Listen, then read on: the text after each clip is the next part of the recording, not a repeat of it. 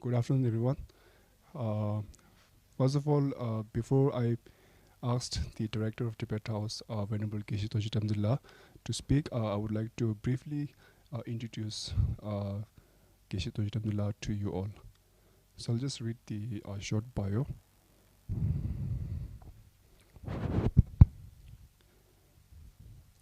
Venerable Geshe Dorji Damdul is the director of Tibet House, the cultural center of His Holiness the Dalai Lama, New Delhi, since 2011. So Geshe is a PhD equivalent in the monastic universities. So it's a degree, you can say it's a degree. We have doctor in the layperson term, and we have Geshe in the monastic institutes. So Venerable Geshe Dorji Damdul has also served as the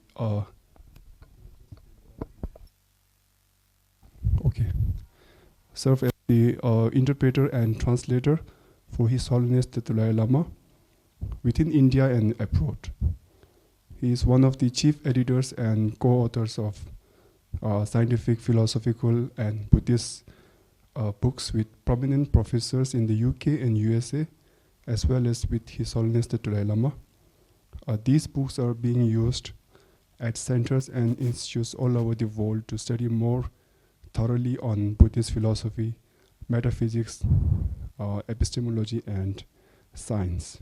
He has translated several important Buddhist philosophical texts and has contributed various papers for national and international conferences.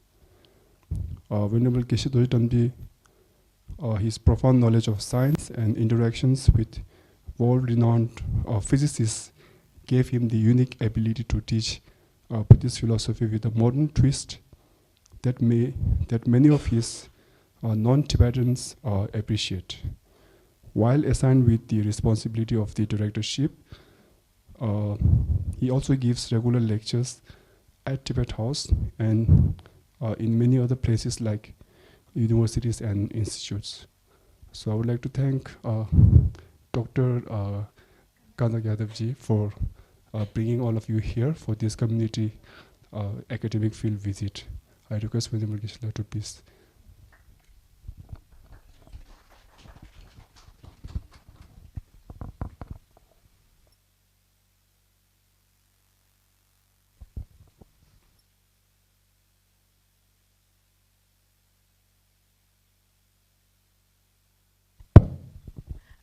I would like to thank Tibet House sir for accepting my request to interact with the students.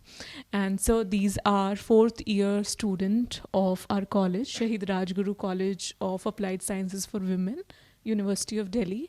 And these are from across all the departments, not psychology students, from biomedical science, biochemistry, other chemistry, like sciences, management, finance, everybody is here. So your enriched knowledge, experience, and the communication regarding community psychology specifically will enrich their minds, because they have studied psychology and communities as a core subject in this semester, and the practical exposure through your insights will be really helpful to them.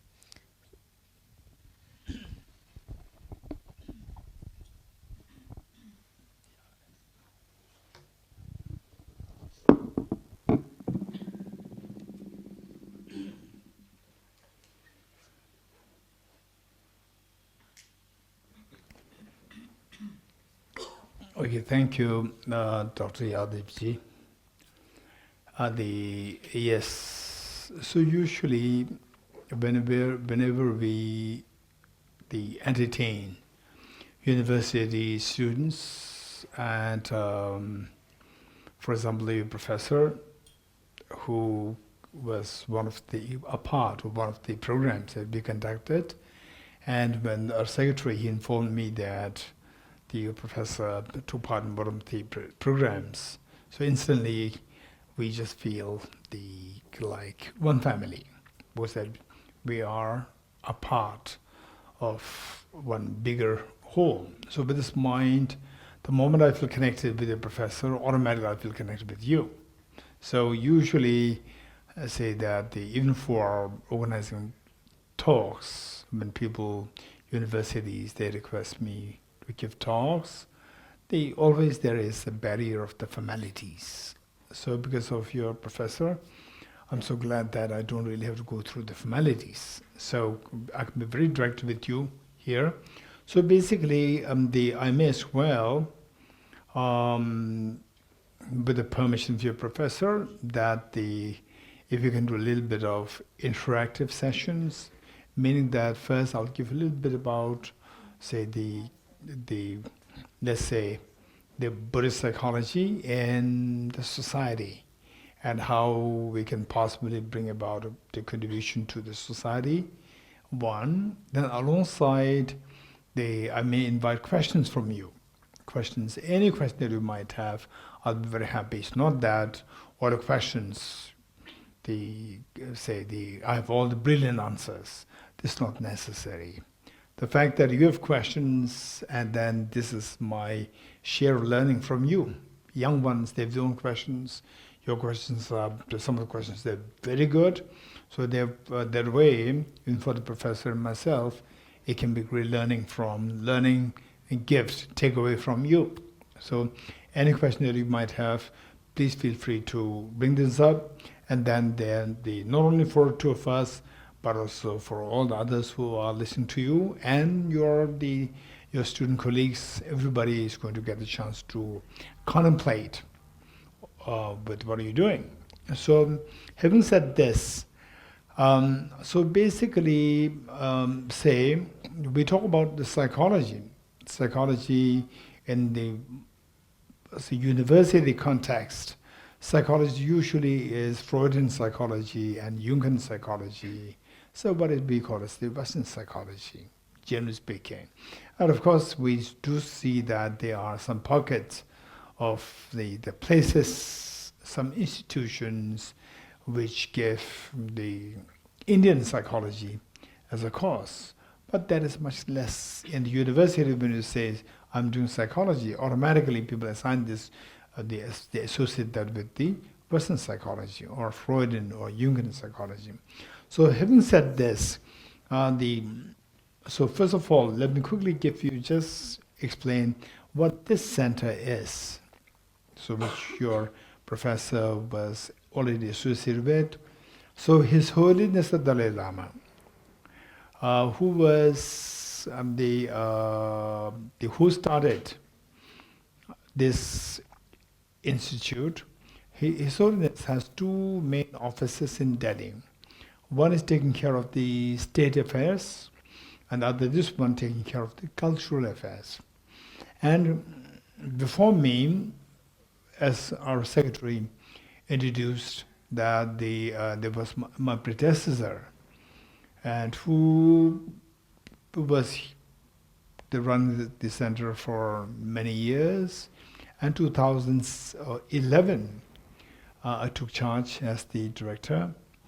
And so there, the main focus is on the philosophy, psychology, and logic, and the interaction with the various religious traditions, Hinduism, various aspects of Hinduism, like the Samkhya, Mimamsa, and Vedanta, then the Nyaya, Vaisheshik, and so forth, and Jainism, and then Sikhism, and the Islam. So this is a center which gives platform for all the people from different traditions to come together, have the meetings, conferences, and so forth, and also that we organize programs on the quantum physics and Buddhist philosophy, physics and Buddhist philosophy. This is an annual program. Every year we used to have this program, and alongside we have the neuroscience and psychology. So within this, we invite neuroscientists, we invite neurologists as well from the clinical side, and we also invite the psychologists from the different universities. So, And then also we take care of the ecology. Ecology, we have conferences on ecology. We have conferences on the universal ethics, about the secular ethics, universal ethics. And then meanwhile, in short, so this center is primarily taking care of the cultural side plus the educational side. And then just for information that with respect to the study that we give with respect to psychology is what we call as the empirical psychology. Empirical psychology means that what we explain about the mind, you understand it, we understand, anybody should be able to understand it. This is known as empirical psychology. Whereas sometimes, like Freudian psychology, Jungian psychology, they have deeper concepts which ordinary people may not be able to understand it. We have to believe, because they themselves are extremely bright. Sigmund Freud and Carl Jung, they themselves are very bright, and they can understand many things which the ordinary people cannot really understand it. So they come up with this kind of psychology, and the ordinary people, when we learn what they teach, usually we have to go through more like faith, to believe in what they said. Whereas the study of the psychology that we teach here, as which we inherited since 2,500 years ago, is known as empirical psychology. Whatever we talk, the students should really understand it, not just, okay, he said it must be true. So this is like this. How do you know that? This is because in the textbook it says like this. It should not be like this. That we have to understand, whatever you learn it, you should be convinced. That is known as what I call as the Buddhist psychology, Buddhist empirical psychology. Okay, so here, in the first place, that why do we need to study psychology or physics? By the way, when I was in school, like age 14, 15, 16, 17, 18, my best subject was physics and mathematics. And in those days, I was thinking of becoming a physicist rather than a Buddhist monk. And I'm sure that you have questions, why then he became a Buddhist monk? I'm sure you have questions. Okay, so if you are interested, you can ask me later. Whether I give the answer or not is in my hand. You want to ask a question? It's you in the hand, you can ask a question. Okay, so basically, and then interestingly, when I was in school, particularly class 11, I took the biology and mathematics both. And class 12, I dropped biology because I was interested in physics. Why should I have to waste time studying biology? This was my thinking as a young boy. It doesn't mean that I have disrespect for the biology, because my interest was primarily physics and mathematics, so I thought that it was just a waste of time. And finally, when you go to colleges, that you're great, you want to join physics, IIT and so forth, then they will check what is your grade in physics and mathematics. They will not check what's your grade in biology. Biology is totally irrelevant to what the subject you're taking. So this is a little bit of digression. So with this in mind, from that psychology, the question is, why do we have to study psychology? And not only psychology, physics, mathematics, engineering, arts, music, language, whatever we're doing, business, economics, why do we have to study these things? Just see how many of you agree with me, is for the thriving of the humanity. To thrive, to see that the humanity thrives. In the olden times, say 200 years ago, 500 years ago, when modern science was very low standard, people are struggling. How many people died? For example, like, what is that? I think 2006 or, not 2006, 1906, 1908, where the pandemic killed millions of people, And why? There was no cure. There was no cure. But 2020, the pandemic happened, but because of the medicines, it's so sophisticated. It's able to protect the lives of so many. Of course, we lost so many lives, but still, had it be if the situation is that we were like 500 years back in time, it would have killed like double, triple, 4 times more than what we who lost their lives for this pandemic. So this is what I'm saying is that the modern education, the studies that we do, including the psychology, it is meant for the human flourishing. Now the next thing is that, what do you mean by human flourishing?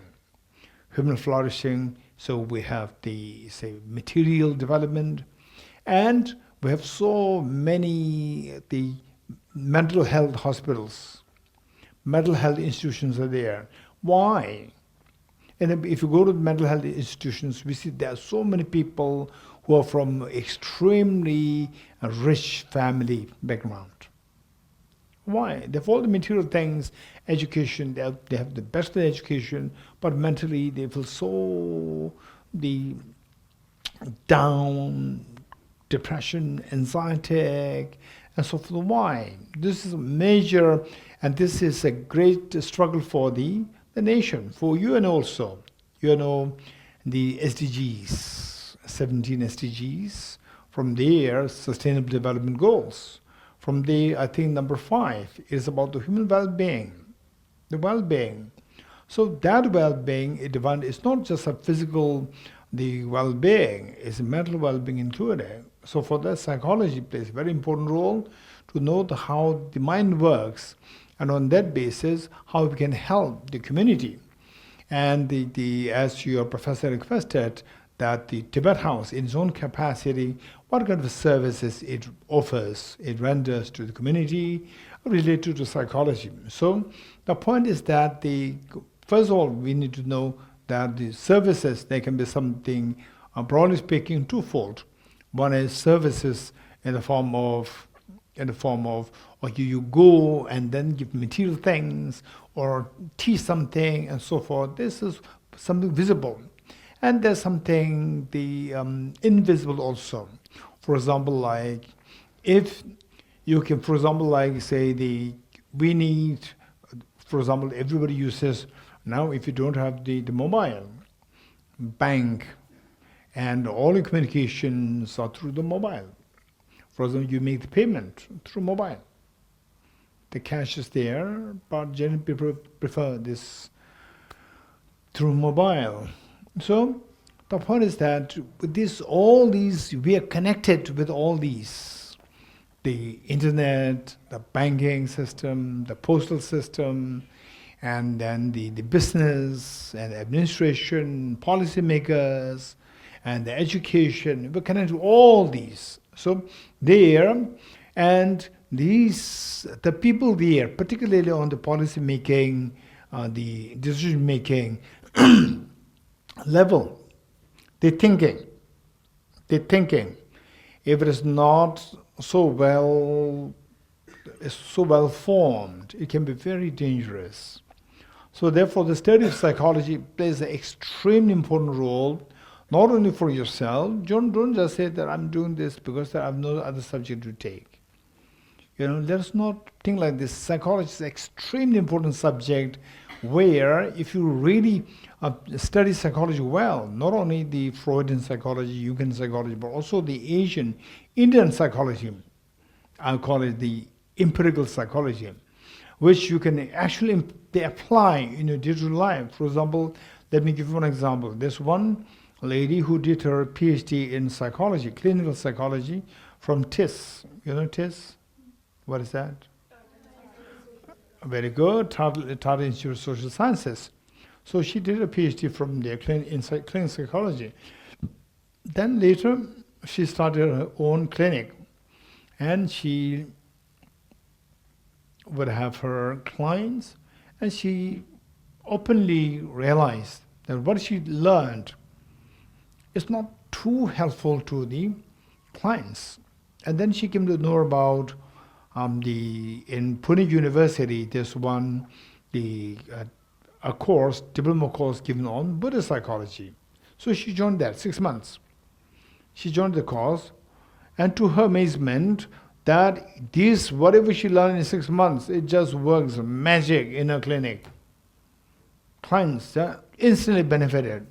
You talk to them, you can easily resonate with what the clients are thinking. The client also could easily resonate with what you're saying. So that way, she is now using both Western psychology and the Buddhist psychology together in the clinical job. So that's very useful. So what I'm saying is that in their capacity, say, if you can somehow really become good as the Western psychology plus the Indian psychology, and then wherever you go, our job is to make sure that we keep growing. For example, you are just in your 20s, 22, 23? 21, very young. So you have so much space to grow.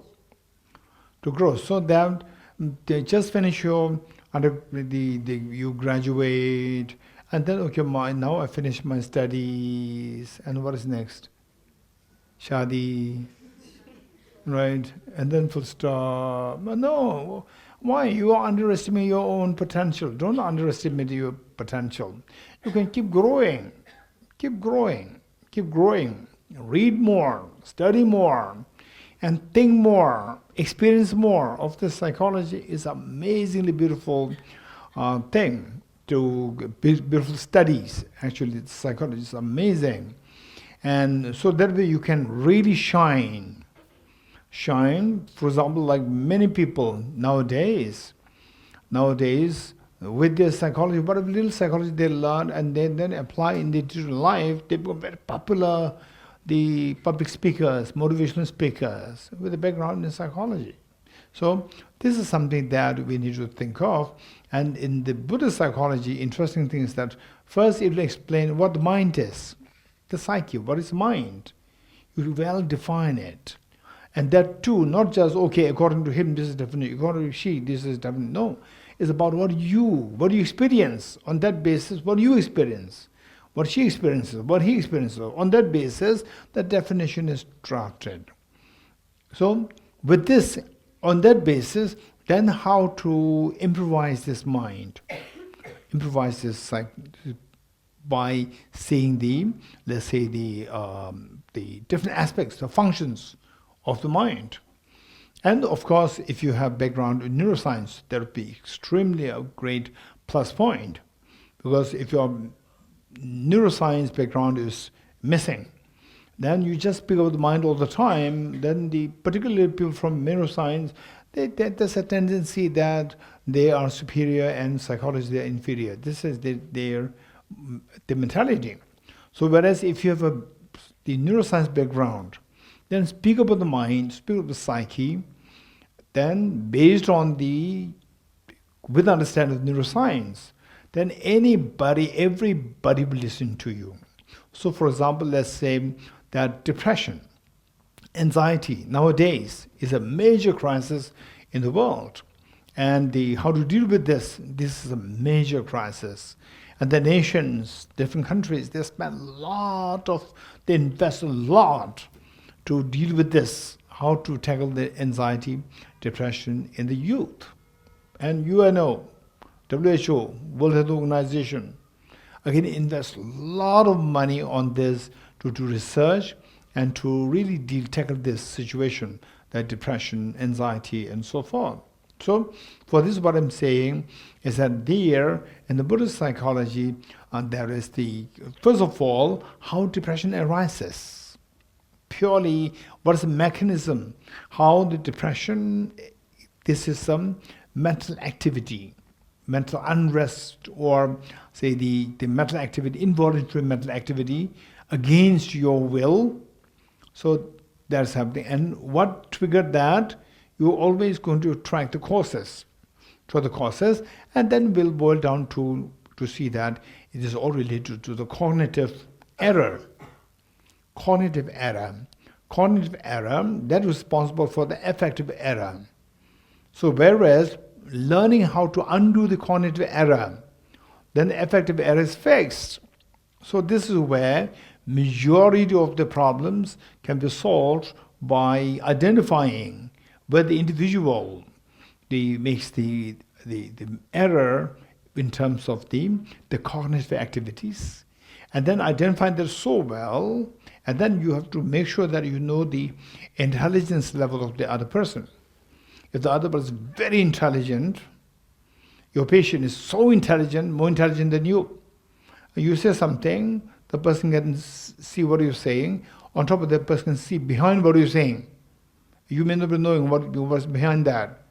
And you say something, it will not be effective because he or she can see in you what's behind that. So they will then see that what you are talking is very shallow. So they will not benefit out of your training. So what is required is that to make sure that you are equally smart. It doesn't mean that you should have an IQ level very high. The thing is that don't waste your time. Don't waste your time.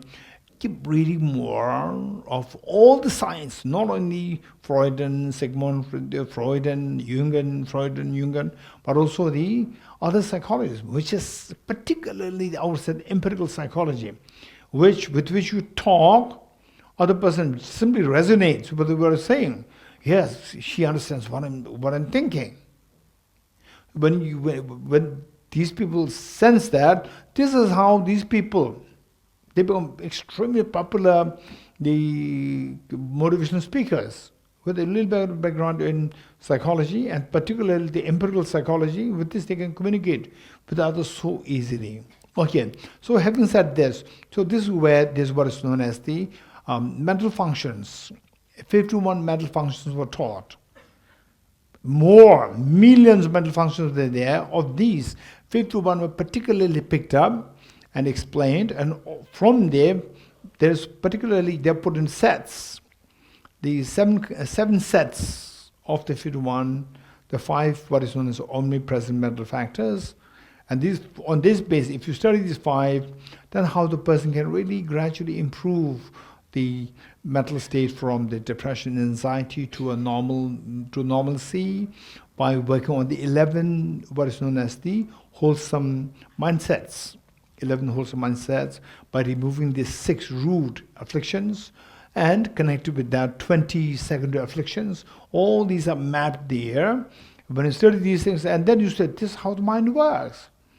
And you apply this, it works magic. So, with this mind, Tibet House would say, before me, my predecessor, he was more focused on the other sides of the culture, like the dance, music, calligraphy, and so forth.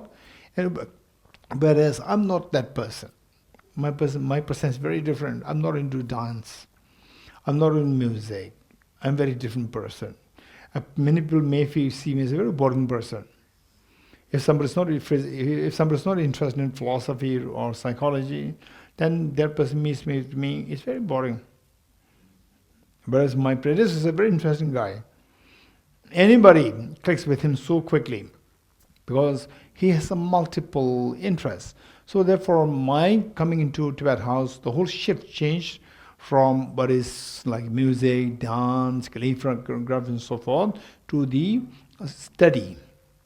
So with this now, the neuroscience and psychology, all these conferences being organized, and then the physics, particularly quantum physics, and the Buddhist philosophy, the ecology, something very concrete, these programs were. And then now with the study program, 5 years extensive studies on psychology, philosophy, logic, 5 years extensive studies, we call it Nalanda Master's Course, 5 years course, and then another, the 1.5 years course, Nalanda Diploma course, and then still another 6-year course, and Nalanda Certificate course, And for those people who have some emergency cases in the family issues, children, they're being so disobedient, they're being very mischievous, naughty, who cannot control alcoholism and so forth.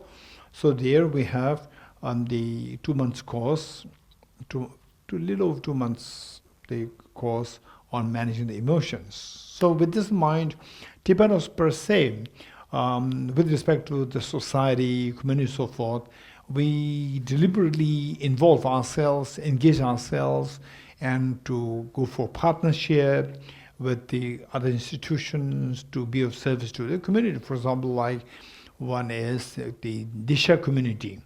There's one community in the slum areas where there's one Gandhian, Dr. Shobanaji, and her husband, Raviji, two of them. And they run an NGO for the slum children from slum areas. There were about like maybe 60, 70 children. And we collaborate with them, we support them, and we conduct programs for these children. And then we also bring these children here for programs. So this way, in our ways, we are serving the community. And this is just one pocket, a small pocket. Otherwise, what we do is that particularly we try to train those people, for example, like the professors, many professors, the medical doctors, engineers, architects, and even the politicians, some politicians and bureaucrats, they come to attend the courses, so that way they learn how to keep themselves calm psychologically, how to keep themselves calm, and then when they go to the community to serve in their own capacity, they say that it's much more effective in their ways to serve the community. Then also we have we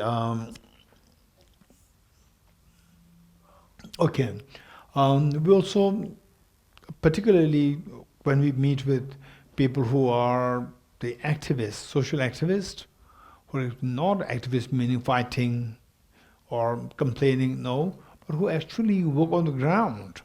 So the social workers, we work with them, we give the support, and then we financially, morally, we give the support. And once in a while we go to the underprivileged places, the elderly places where the elders nursing home, and then we make sure that all these the elders, they are being washed, cleaned, and their houses were cleaned, cleansed. So these projects were being done, and of course in future, if you were the professor or the students, you are interested in these programs, we'll be very happy to include you, and that would be very helpful. And also that there's one community where the real growth of the communities happen through the education. And that is for sure. We need to keep in mind, for example, like you going to give the blankets to the beggars, doing the windows. This is very good. But then finally, there's an English expression. Okay, I don't want to use the word giving fish and teaching them to fish, because that fishing is violent. So instead I would say that, which is better? You tell me, the girls tell me. Giving them breakfast every day versus teaching them how to look for breakfast. Which is better? Why? Because at the end of the day, someday the breakfast that we provide will end, so they would have to ultimately cook for themselves. Okay, yeah. So you are there. You are there, and maybe you are there permanently to give food for others. You are there permanently, but it's not permanent. Your life is impermanent. One day you will have to leave the world. One day you might have to go, move your place. So what's your name? What Nikita said? Yes, one day, Nobody is permanent, although we say permanent address. Yes? In the forms there is one section which is permanent address. It's not permanent actually. There's no permanent address. Nobody was permanent. Right? So the person who first created this concept, permanent address, even that person is gone now. It's not there. It's not true. So this is just illusion created. So better to teach somebody how to get breakfast than always give breakfast to the person every day. Because one day you will disappear. Well, one day you have to leave. You have to change your place. How many came from? How many born outside Delhi residents? How many were born outside Delhi? Yes, from there you came to Delhi, and from Delhi again you will leave. So that way, we see that it's always better to teach somebody than to physically help somebody. So teach that this person becomes self-sufficient. Even in your absence, the person will continue to get breakfast. So likewise, so the teaching others, like the professors, the medical doctors, engineers, policymakers, we give our courses, particularly on the government service. Government service, people from MCD, they come, they attend the courses. Even some police people also, they come, attend the courses. So that way they have a better sense of judgment of what they're doing. For example, even the CAG. I've been meeting with many of the CAG people, the auditors. For example, when I go to Pune, I meet the CAG people there. So, in fact, this is so good that people learn. Everybody has to learn and grow, and to see that you become a better person, more kind person, more sensible person, a person with integrity. So that way, Tibet House serves as a platform, one of the platforms. I wouldn't say Tibet House is the best place, but this is one of the platforms which gives opportunity for people to grow in their own capacities, particularly in the field of philosophy and psychology, so they can take that with them in their own discipline, medical science, engineering, or in schools, in universities, and as the bureaucrats. So they take these things, and then this is one of the services that we offer. And then also and the other thing is that we give scholarships to the youngsters, college students, university students, and the school students also. So short-term scholarships, not long-term scholarships, because we have to survive on the little budget, little grant that we get from Indian government. It's not a big amount, it's a small amount, but still that is, we have to live with this. So whatever little that as a part of our policy, Tibet House, the guidelines, we have to spend some part of whatever we get for the students' scholarship, to encourage the students. So whatever programs that we conduct outside Tibet House, for example in Dharamsala, or in Bodh Gaya, or in the various universities, we conduct the programs. For the students, we give 75% this scholarship. For the students, we give 75% scholarship, meaning that the travels have to pay, then stay and food and the fee. Whatever you have to pay, all this from there, you pay 75%, and the Tibetans will pay, you pay 25%, and Tibetans will pay 75% for the students. So this is how we support, encourage the students to grow further.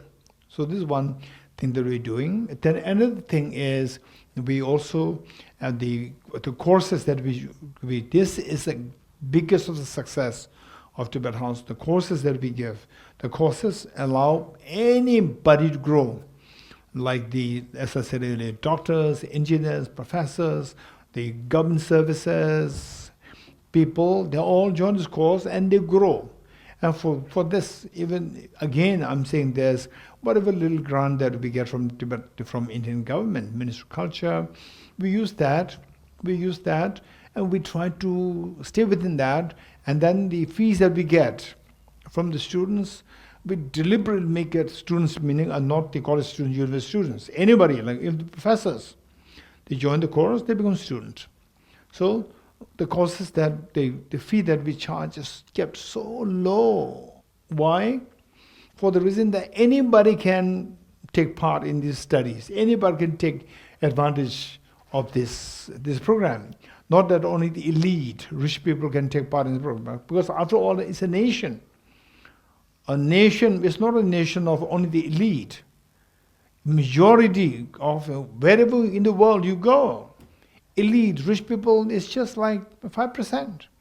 The majority are average, moderate. They say the humble family background. I'm from a very humble family background.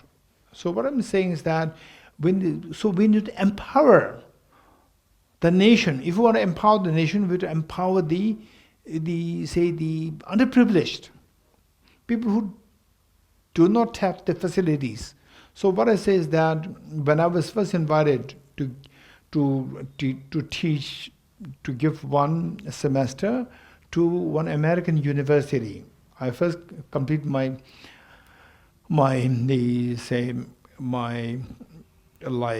monastic, the final degree, and then I was sent to England, to Cambridge, to do the further studies there.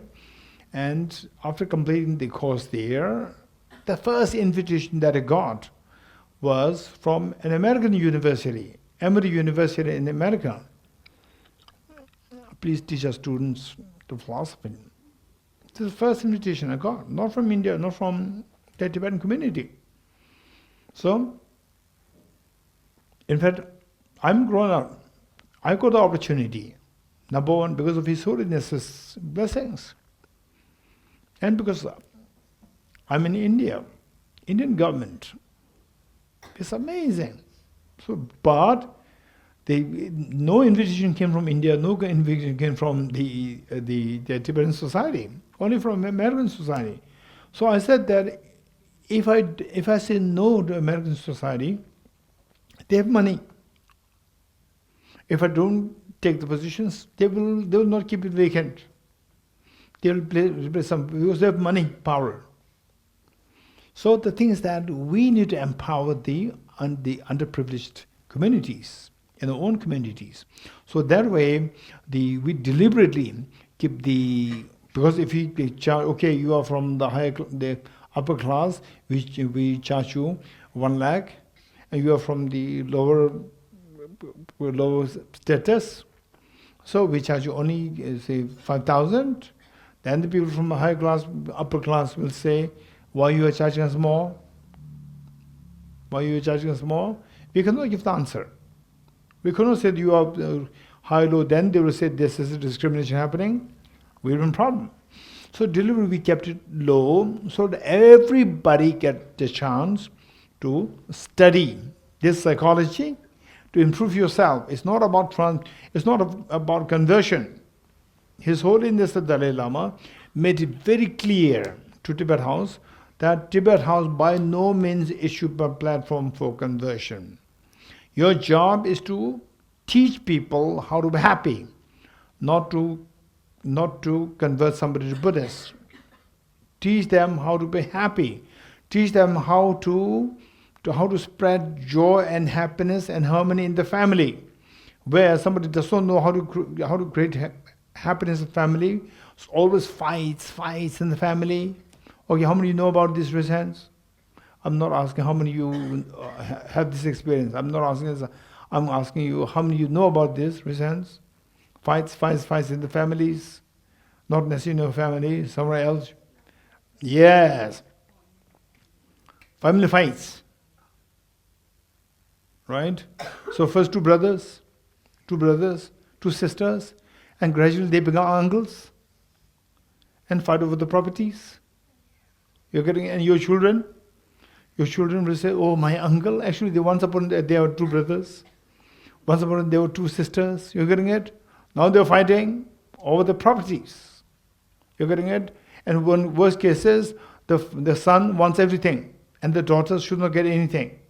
This is a outdated mindset of the many of the people, outdated mindset, and I cannot, to be very honest, I cannot take it. Because why the boy should get everything? The boy, don't you really have affection to your sister? Don't you really take care of your sister? Don't you love your sister? This is a disaster. This is outdated. Only few people, they truly have affection to the sister. The parents say, oh, this is you, you take everything. Oh no, my sister also should get share. This is 0.001. You're getting it? And the sons, they want everything. Right? This is outdated. This is outdated. So what I'm saying, these minds have to be changed. And this education alone can change it. So therefore, His Holiness the Dalai Lama categorically said that Tibet House must be a platform to teach people how to, say you are a Hindu, teach people how to remain a good Hindu. To teach people who are Muslims to remain a good Muslim, but make sure that your family is happy. So this is your job, Tibet House.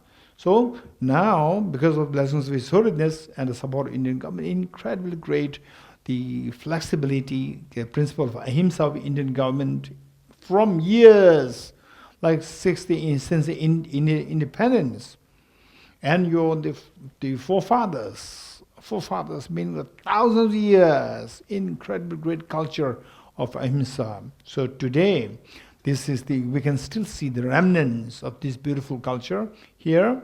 So this is what we are trying to do. And in any ways, Tibet House, what we got, what we are trying to share is all what we got from Indians themselves. Since 7th century AD, Tibetans, they see India as a land of knowledge. Okay, let me quickly share one small, what His Holiness shared with the public, and then I'll invite questions from you. 7th century AD, how many years ago? Let me see what's calculation skill of the girls. 7th century AD, how many years ago?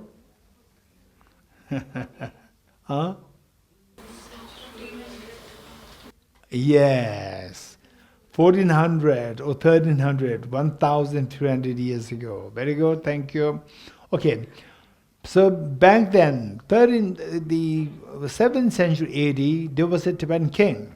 Tibet at the moment it's under Chinese, Communist Chinese. And India should know the history. India should know the real history. You are at superficial history and real history is different.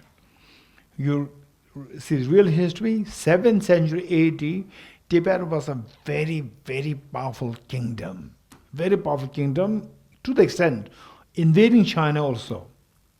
7th century AD, there was a Tibetan emperor by the name King Songtsen Gampo. So His Holiness, you must read his books.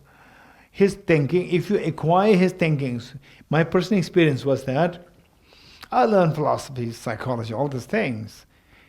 And of course I read His Holiness's books and constantly receiving teachings from His Holiness in public. And when I was addressing the public, whenever I say something which His Holiness taught, and me without mentioning His Holiness's name, I shared that part, everybody's eyes become so wide. Wow. So this is something which I noticed. His Holiness's thought, they're so vibrant, they're so relevant to today's life. And then you apply this, believe it or not, particularly if you're doing psychology and later doing the clinical psychology and starting your clinics and become a motivational speakers or the consultants or the counselor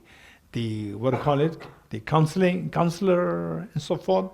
So there, you just read His Holiness materials, these you share, people will just feel glued to you. Okay, so what His Holiness said, and it's also very humorous. So His Holiness in public, he said that 7th century AD. So look, His Holiness, usually people always say that my country is great, my nation is great. People always say this. They will never talk about their weaknesses. So his owner says that in 7th century AD, Tibetan king was so powerful. Tibet was so powerful. But Tibetans did not have good food to eat. So they looked around, the Tibetan king looked around and they saw China. China has momos. How many like momos, raise hands? So when it's a momos, you smile, which means you like it. So Tibetan king was very smart.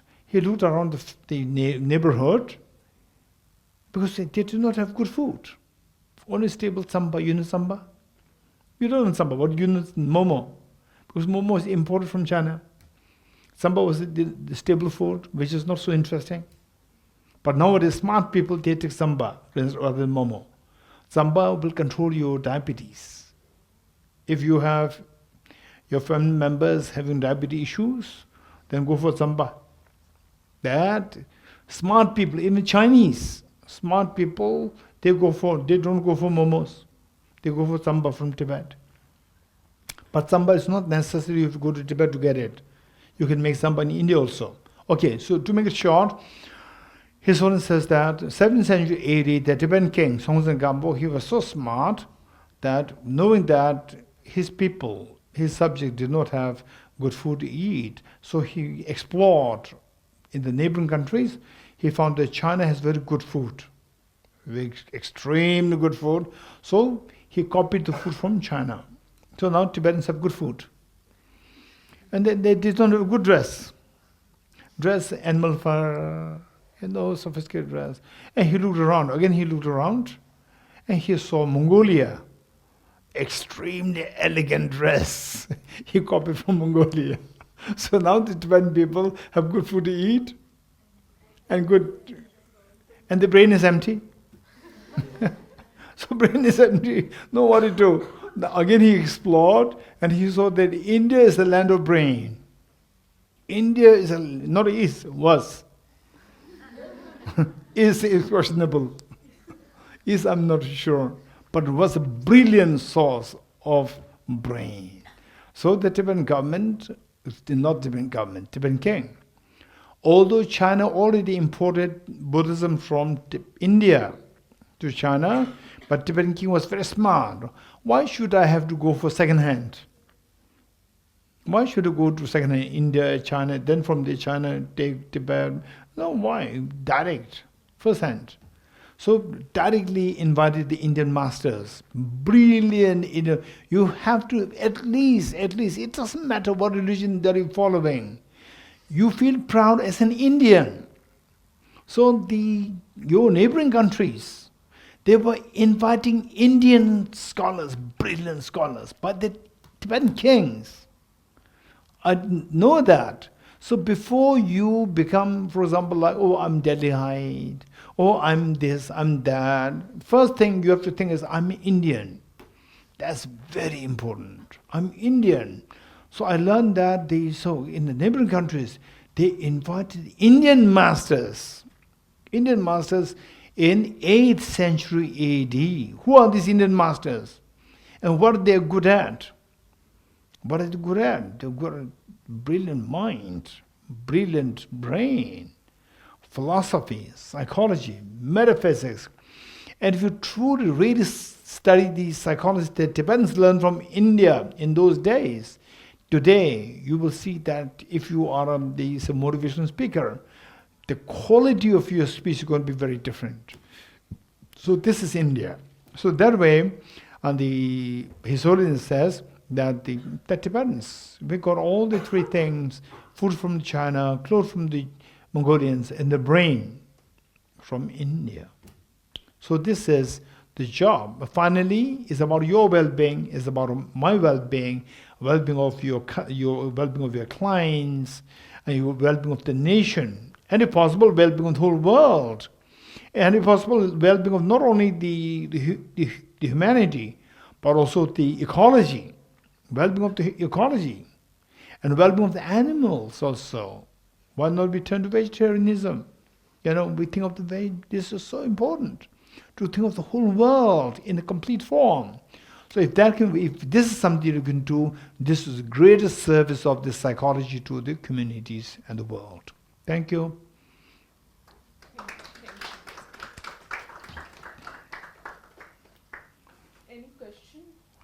Questions, any question that you might have. Don't worry about, okay, my question may be small, big. Please raise hands. Any question that you might have. Yes. No need.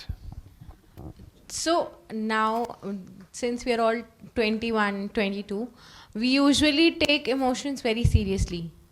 For example, if a teacher has scolded us, we'll think that the teacher hates us and we won't go to her the next time. If we get scolded for our research, we'll hate the research. We want to change the teacher or the head for that. If our friend says something, we'll not talk to that friend. So the very small things matter to us very much. So what do you think about it? Is it our overthinking? Because the psychologist that I went to, like I was talking to, told me that I am overthinking and I should not, take emotions so seriously, live my life. But these get to me automatically. Okay, this is a very serious question, I know. This is not small. It's a very important question. After all, it affects us. Right. It affects us.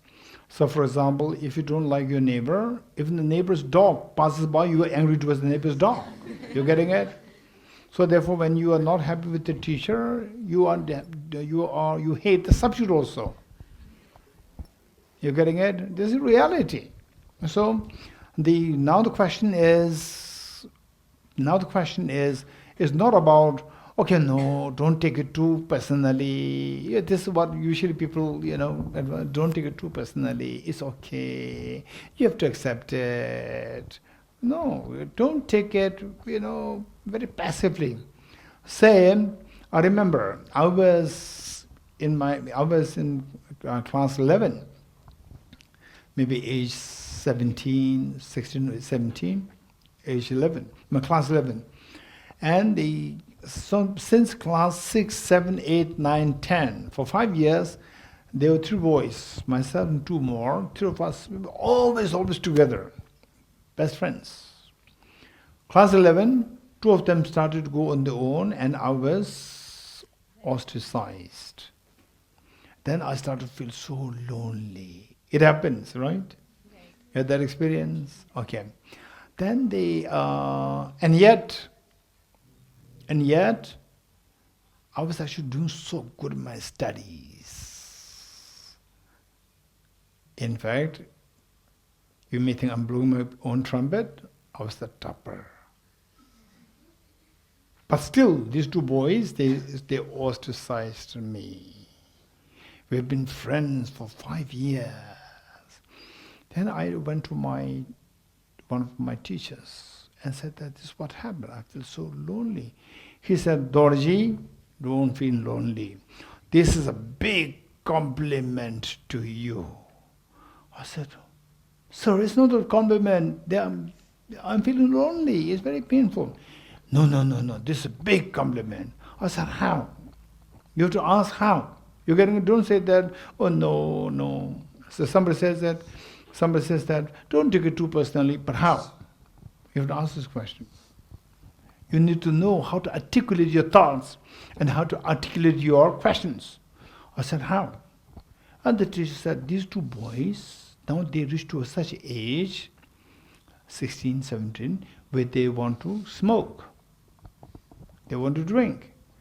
And 2 of them know that you are not going to drink. 2 of them know that you are not going to smoke. If they are with you, somehow you will interrupt them not to drink, not to smoke. So they feel unsafe to be with you. So they want to do things without your knowledge. For that, the only thing that the first step that you take is to isolate you. Wow, that's amazing. Then from the next day, I was liberated. This uneasiness, no, you have to accept it. Life is like this. So no, I don't have to, become desperate. So I felt liberated from that day. From the next day onwards, I go to school, the class. It was a liberating feeling in me. So what happened was that, I did mention this earlier very quickly, there are so many mental functions. So finally what happens for you? What happens is there is what is known as the 5 mental functions are there, which is also very important. So first one is the contact. Number 2 is attention. Number 3 is discrimination. Number 4, feeling. Number 5, intention. What is intention? So for example, when you're a little stressed, or somebody said, you stupid girl, right? What happens? Your chest starts to move like this. How many notice that? Raise hands. Your chest moves like this. You're getting it? Okay. So, what made the chest move? Nobody's pulling your chest to move like this, but something's moving. What made it move? Mind and the body, those two are connected. You're getting it?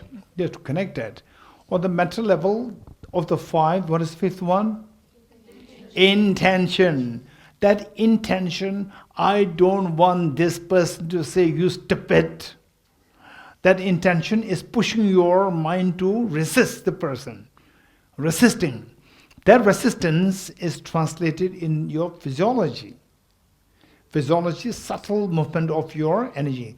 That subtle movement affects your brain. Brain instructs the heart, now pump your heart, they pump the blood more to the other parts of the body because the body is becoming weak now. It requires energy because your mind is resisting. To resist, you require energy. So the heart is made to work hard to pump the blood to the cells. Millions of billions of cells for them to work harder because your mind is in stress.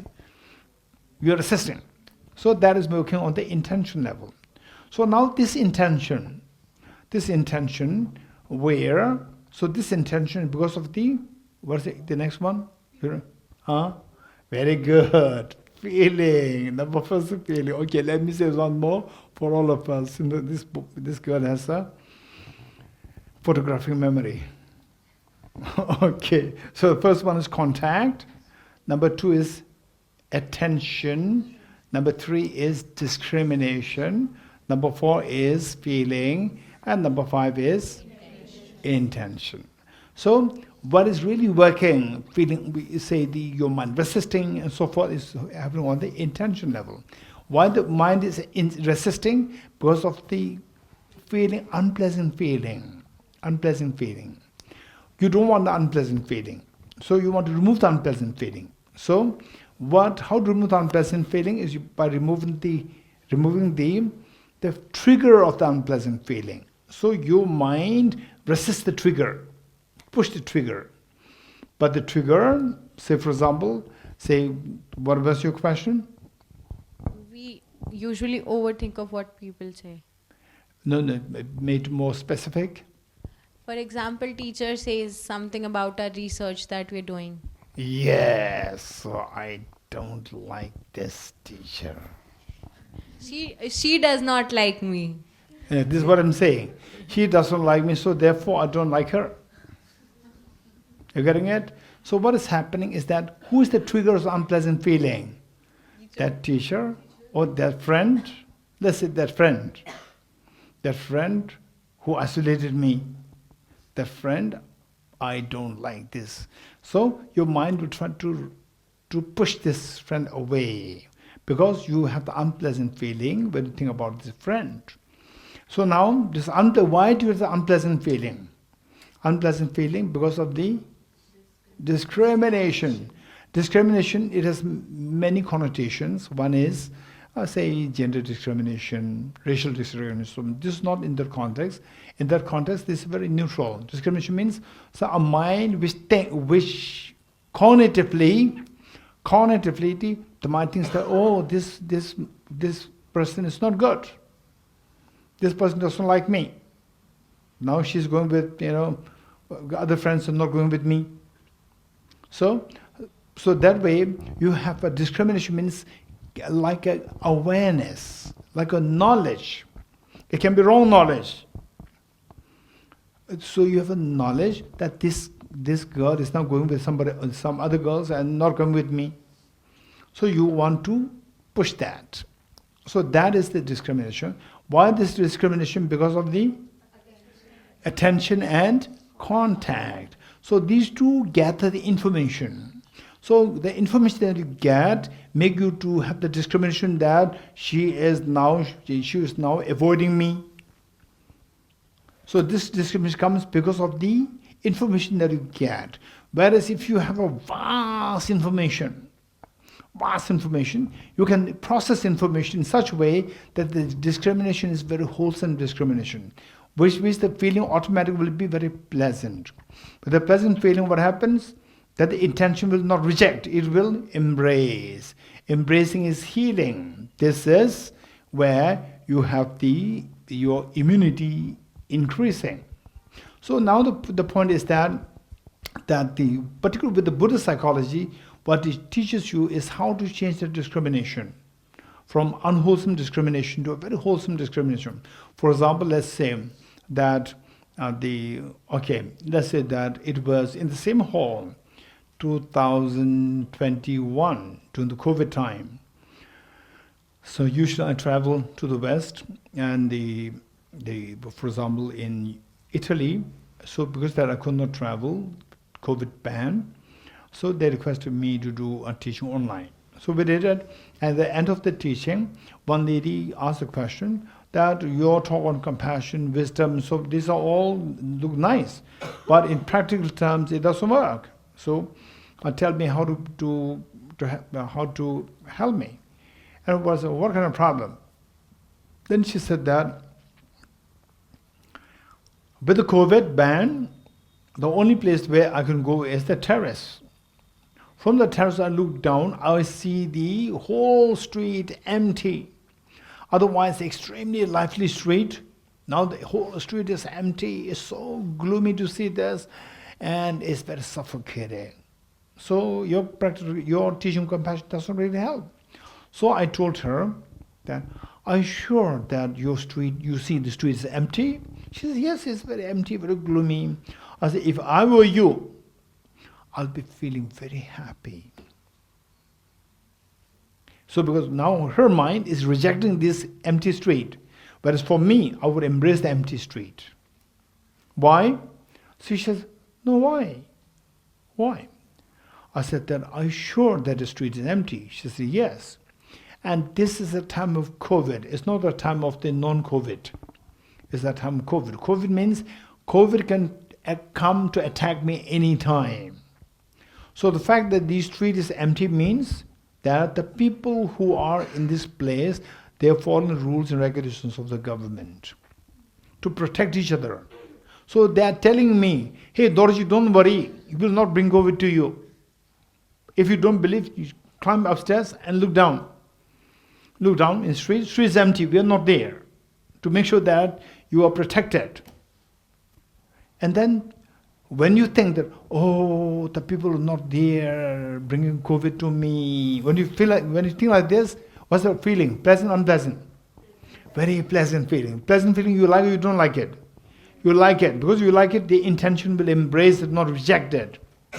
So this embrace, that's very helpful. For example, like say, your teacher says that, what's your name? Nikita. Nikita, your thesis is not too good. And you start to, oh, the same thesis somebody wrote, and my teacher, they praised the girl. So for me, so then when things like this, your mind will reject the unpleasant feeling. So the teacher saying me that your thesis is not good, not up to the mark, and then discriminate with what is the feeling? Unpleasant feeling. You like it, you don't like it, and you don't want to, because you don't like the unpleasant feeling, you want to stop the unpleasant feeling. How to stop the unpleasant feeling? Stop the trigger of the unpleasant feeling. What's the trigger of the unpleasant feeling? The teacher saying that your thesis is not up to the mark. You're getting it? You want to push it, but you cannot push it. Your teacher's the boss. You cannot do anything. So your mind will, but you mentally you will continue to push. Physically you cannot do anything. Because you continue to do that, this is known as the stress. If the stress is intense, it can be anxietic. If the stress is prolonged, it can be depression. So therefore now, how to manage the stress? This stress is happening on which level? Intention level. How to change this intention, change the feeling? Unpleasant feeling to pleasant feeling. How to change the pleasant feeling? You learned it from this monk, Tibet house. Change the feeling to... Your question is, how? No, change it. No, how? No, change it. He taught it. So, you have to know how to change. How to change it? Change the discrimination. Change the discrimination. All successes are marked by challenges. Where there is no challenge, there is no success. I'm so glad that my teacher did not say that you're good.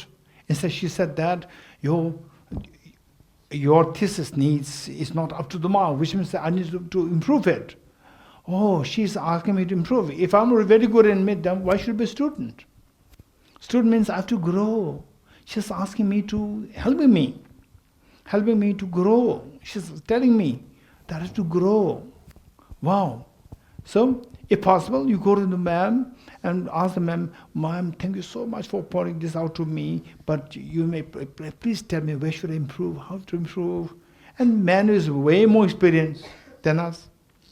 And she will tell you something, think about it, you grow. So, for example, if I fight with you, if I debate with you and my point is better than yours, and you lose the debate, actually you are the winner, I'm the loser. What is a winner? Winner means someone who got something new. You got something new from me, I didn't get anything from you. But superficially you are the loser, I'm the winner. But in actually you are the winner. You learn something from me. Wow, I didn't know about this. Now I'm learning this. I learned it. You want something. I didn't get anything. I just vomited what I know. Whether I debate with you, no debate is always with me. I didn't get anything new. So in reality, those mistakes, the failures, they should not be seen as the challenges. They should not be seen as your weaknesses. They should be seen as your mark of the mark of the whole mark for you to improve.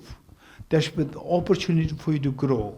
So challenges should not be seen as challenges, but opportunities for you to grow. Only when you see that, you will start to feel that, ma'am, you're so kind. You pointed out, nobody pointed that out to me, and you pointed out to me. Thank you so much, ma'am. Please tell me if you can be more specific where I need to improve. Please tell me. I really need to learn from you. Then ma'am will be very happy. Then will he give you the tips? And then how the man gives you the tips second time, and the first time where your mark is 4 out of 10. 4 out of 10, the man was also unhappy, uneasy, because you will not agree.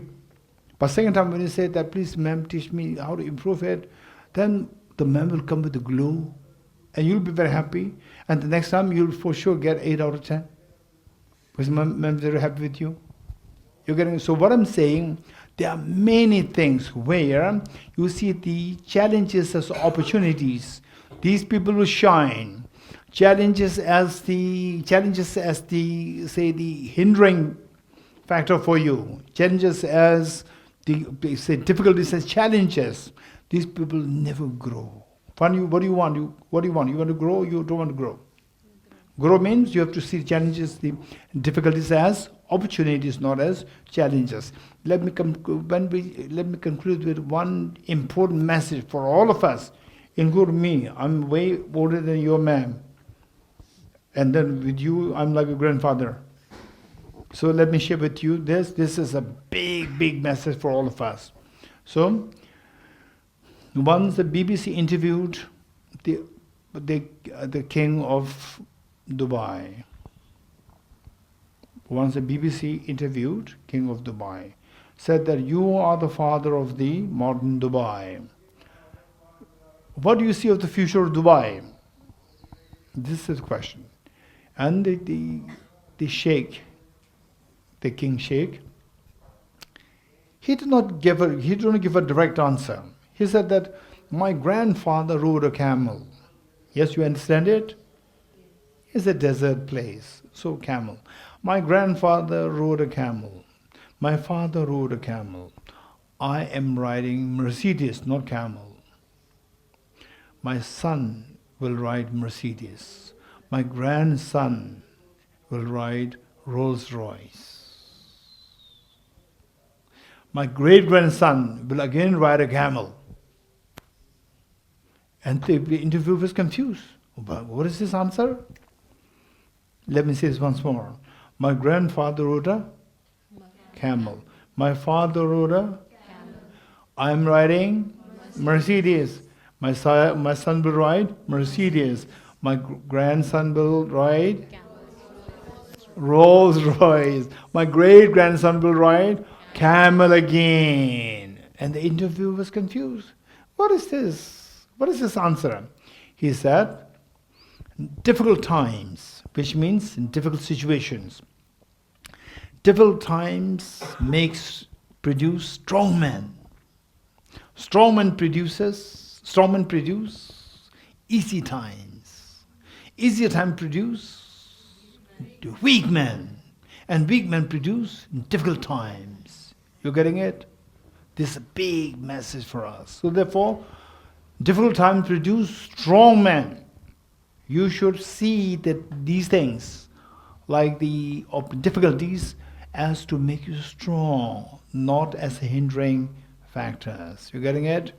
So if this is where you change the cognitive thinking, discrimination, feeling automatically, wow, this story is amazing. Now it is my ma'am telling me that your thesis needs improvement. This is for me to grow, opportunities for me to grow. I need to think more. Then the feeling is pleasant, unpleasant feeling. Pleasant feeling. You like pleasant, unpleasant. You are not pleasant or you don't like it. You like the pleasant. What is trigger? Men pinpointing to your weaknesses. So because of that, then you will embrace it. You will not reject it. You getting it? So this is so precious a message for all of us, particularly to the young ones. Okay, next question. Next question.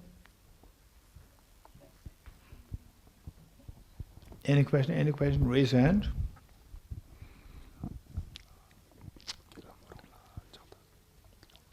Yes, this girl with the no, the girl here. Your question? No, I sure you have. I can see that. Yes. Okay, give the mic. Yes, yes, yes. Yes, I can sense it.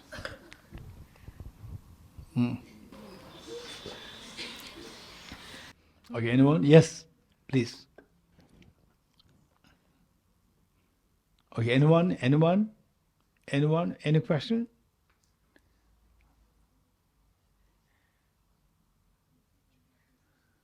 Oh, yes, over there. I wanted to ask that I have a very people-pleasing kind of personality. Like, if someone asks me to do something and I am not able to do it, then I feel very sad or very, very guilty. I feel very guilty. And if it's in my hand, then I would go to extra lengths to do it. Even if it makes me uncomfortable, I will still do it for them. So, what should I do about it? Because it's not always in my hands to do it for someone, but if I am not able to do it, then I would feel very sad or very unhappy. Okay, what's your name? Priyanshi. Okay, Priyanshi, what Priyanshi is saying is that okay, first let me not label it with the people-pleasing person. Instead, I will say that you have a personality to try to fulfill others' aspirations, whatever they ask you to do. You have the tendency. And then you call it as a people-pleasing mind. Okay.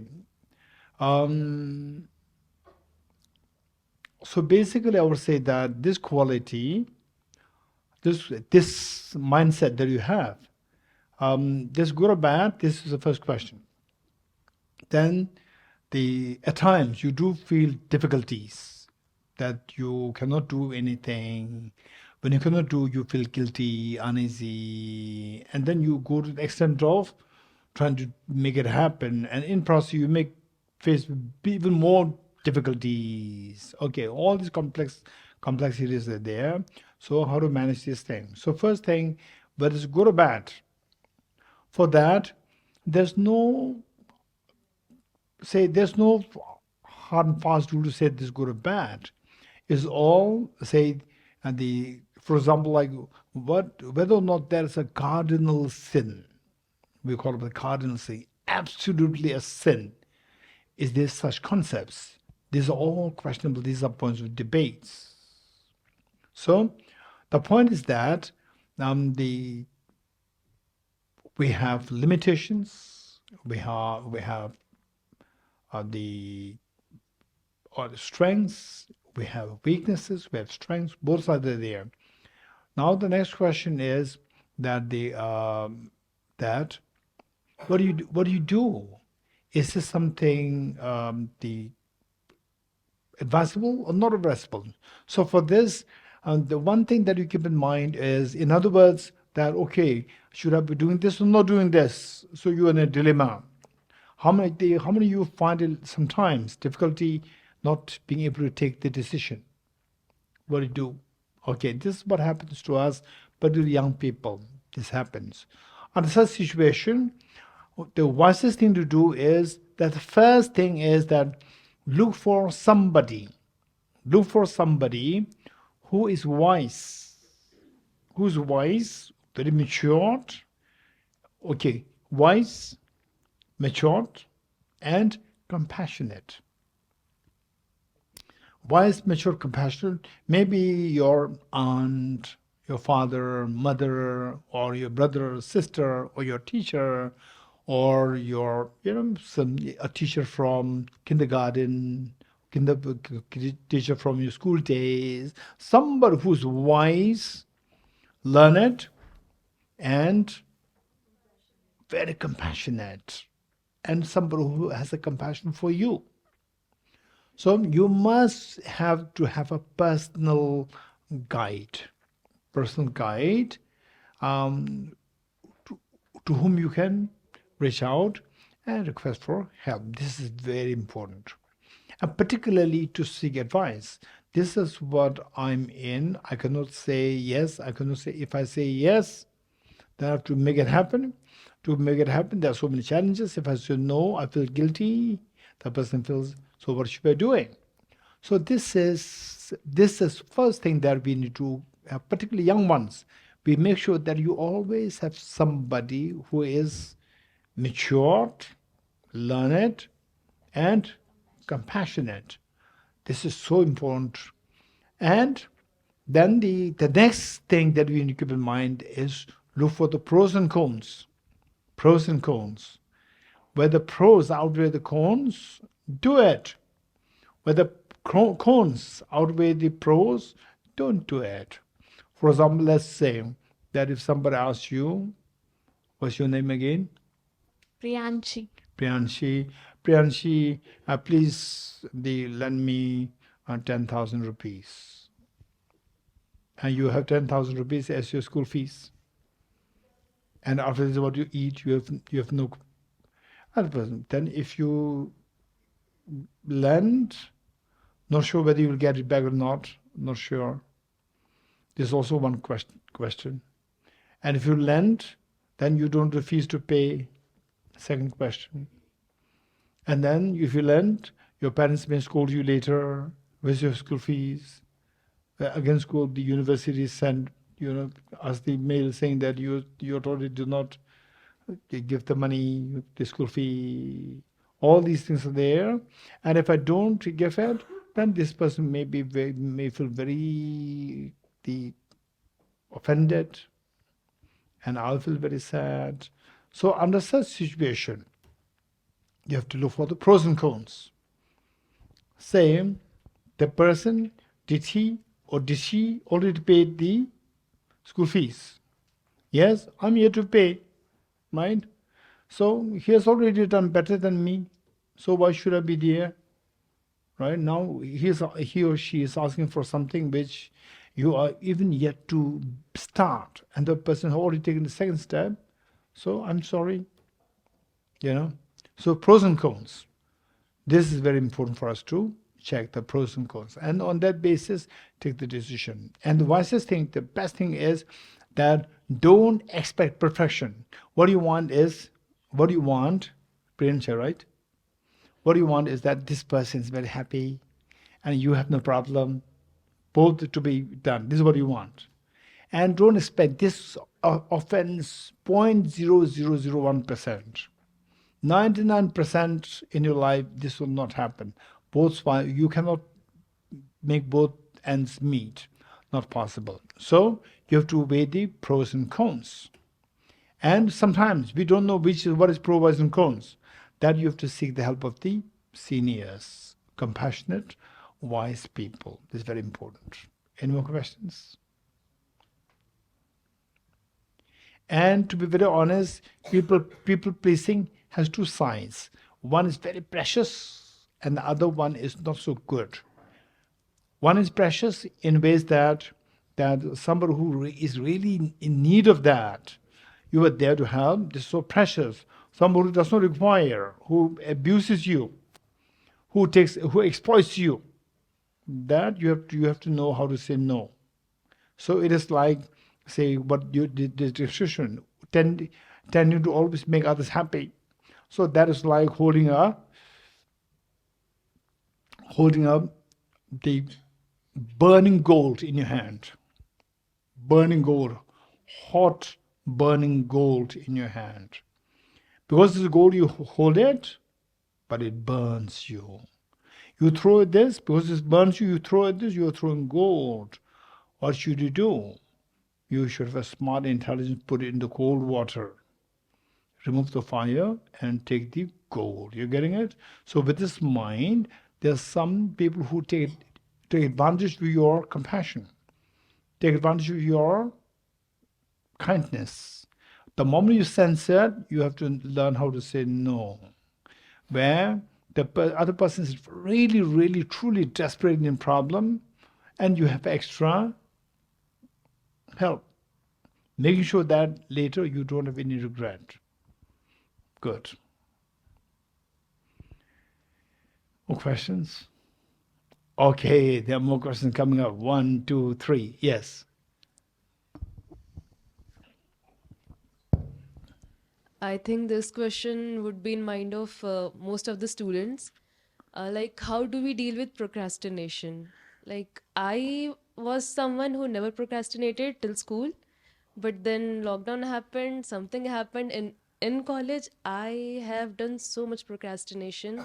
Now it's still better, but I have to deal with procrastination. And even when I want to do, like, yeah, okay, let's work on this, or let's work on my assignment, let's work on this test is gonna happen, let's read about it. I think it, but I don't work on it. So Okay, how good. do This is I- again a very practical question. Okay, let's put it like this. Okay, let's think like this. Say I'm here and there's a snake out there. So when a snake is nearby you, would you put effort to stay away from the snake, or it's okay for you to I would try to keep my distance. to stay away from the Yes. snake? If the snake is far away, then I may say, hey, Ravianla, there's a snake there, please remove this snake. If the snake is here, will I say, Ravianla, there's a snake here? Will I say this? What will I do? I'll I'll take action. jump. Yes. I will not procrastinate. I'll jump. The way is far away. Oh, exam is far away. Exam is a snake. Exam is far away. Okay, Instagram,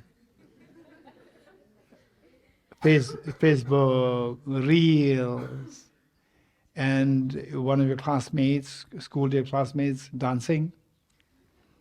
And then, oh, I should also make a reel, And then also you make a reel, right? And your exam paper deadline, 2 days. Okay, I'll write it tomorrow night. Tomorrow whole night I'll stay. And today reel.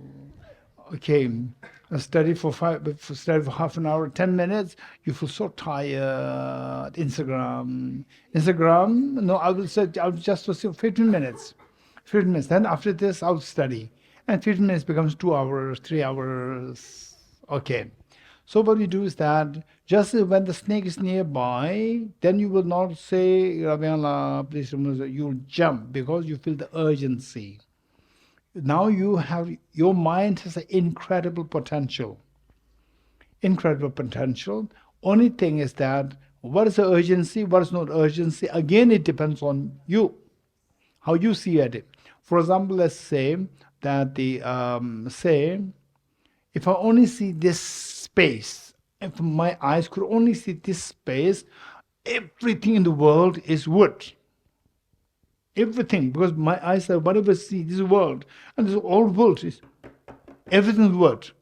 Whereas if my eyesight is broader in perspective, not only wood, there are human beings also. There's like the grain carpet there, the windows are there. You see the numerous things. Then this wood becomes insignificant, small. So you see your life. Say you're in your 20s now, 20, 21, 22, and all your hairs are black. Once upon a time, my hair also black. You're getting it? And then they say you think. So if you don't think, one day I'll also become one like his age, right? If you never think about this, you see what your youth as the whole world. When you see the youth as the whole world, look at the other people who are lost who are intoxicated by the Instagram, Facebook, Reels, and then dancing, nightclubs, smoking, right? Smoking, and then you feel this is status, right? And even you don't know how to puff, take a proper puff, but it's a status. This is status. You're getting it? It's not a status, it's a stupidity. It's saying that I'm stupid. My already Delhi pollution is damaging my lungs. I'm damaging even more. Pollution is not enough. I'm stupid. You know? These people, they will realize that they're stupid when they go to the AIMS hospital. AIMS hospital, all the lungs, pulmonary, go they do that department, all the lungs are brown, white, brown, dark. Why? Because of smoking. Because of daily pollution plus smoking. Then they will fear. You're getting it? Then they see the emergency. So in other words, what I'm saying is that if you see things from a broader perspective, not as I'm young, I'm 21, this age, or one day I'll become like this age. Then one day I can be, if I'm lucky to live longer, I'll be in the bed whole year, 2 years, 5 years, 10 years, then I have to leave the world. All these things will happen. So who will take care of me then? You're getting it? Listen, this is very important. All the girls, listen. Who will take care of me like this? Who will give me food? And who will clean my body when I remain like this? Somebody. Who is that somebody? You're getting it? Somebody, it depends on who you are. So where you are highly, highly respected with your knowledge, with the knowledge, then the somebody will respect you, treat you nicely. Where you are nobody, there will be nobody to take care of you. You getting it? Even your children will dump you. Where you are somebody, everybody respects you. Even your children, they will have to respect you. So, who decides that? You have to make it while you still have the time to study. Study well, make yourself, think of that. Oh, that's very dangerous. Look around. In in your family friends, in other families. Go there. You see grandfather in the hospital, grandmother in the bedridden. Who are these grandfather, grandmother? Once upon a time, they were equally like you. 20 years old, 19 years old, 18 years old. Now, one day I will also become one like this. Then who will take care of them?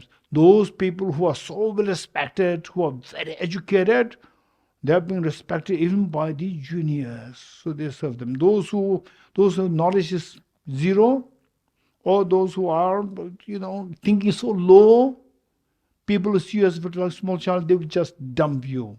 So now, how to make sure that I get this respect? You have to earn the respect. Nobody will give you respect. You have to earn the respect. How to earn the respect?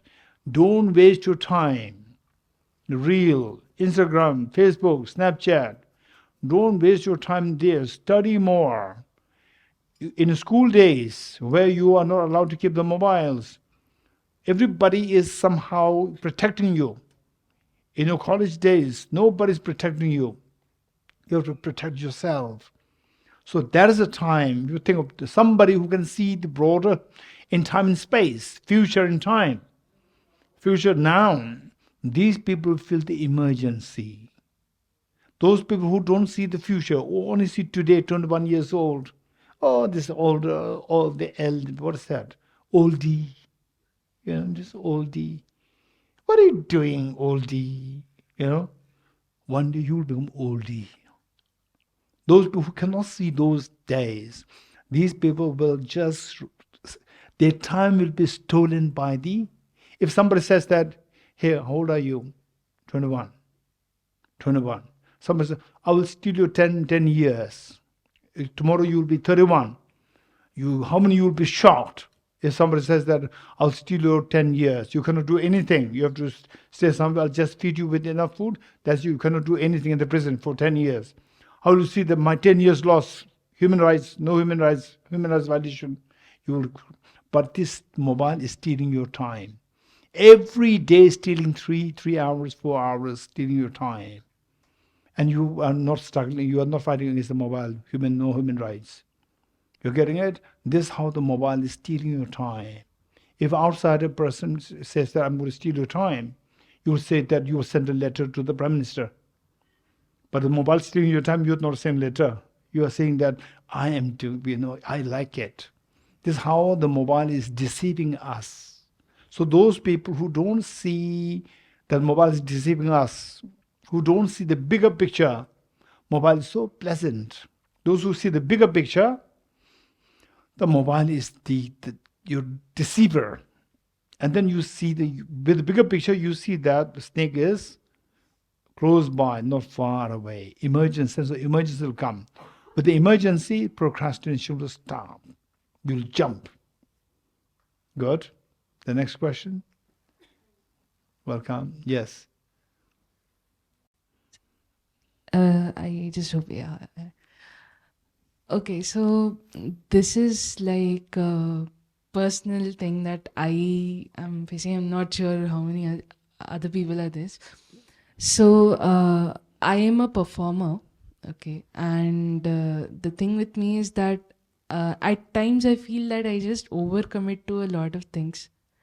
So may it be programs, classes, or like a bunch of things that just end up coming on a similar time at the very same day or at a particular period of time, and I just end up feeling a lot of stress, and I just feel ki okay, I'm just overcommitting a lot.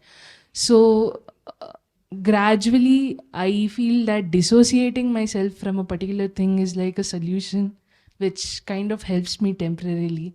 But I know at the end of it, it's not the permanent solution. So is there any way to mitigate this? Again, this is, I would say, is a very mature question. Thank you. This is a very good question. Thank you. It does happen to many of us. So sometimes we have, I like to do this, I like to do that, I like to do this, that, and so forth. And at times, some people are actually good in many things. Like myself, I'm, what is that? The jack of all trades and master of none. I'm that kind. You're getting it? Jack of all trades, I know. So therefore, I think, and then somebody comes, oh, Dorji, you're so good in singing. Yeah. And then, oh, I'll be a professional singer. And somebody says, Dorji, you're so good in computer. Yeah, I'd like to become the cyber security. Right? Oh, Dorji, you're so good in mathematics. Yeah, I'll become the mathematics professor. And Dorji, you're so good in cooking. Yeah, I want to become the chef, right? So there, don't be deceived by other people's nice words. You're getting it? Oftentimes, the compliments that you get, out of 100 compliments that you get from others, at the most, 5 are genuine, 95 are rubbish. You getting it? So, for example, I drink water.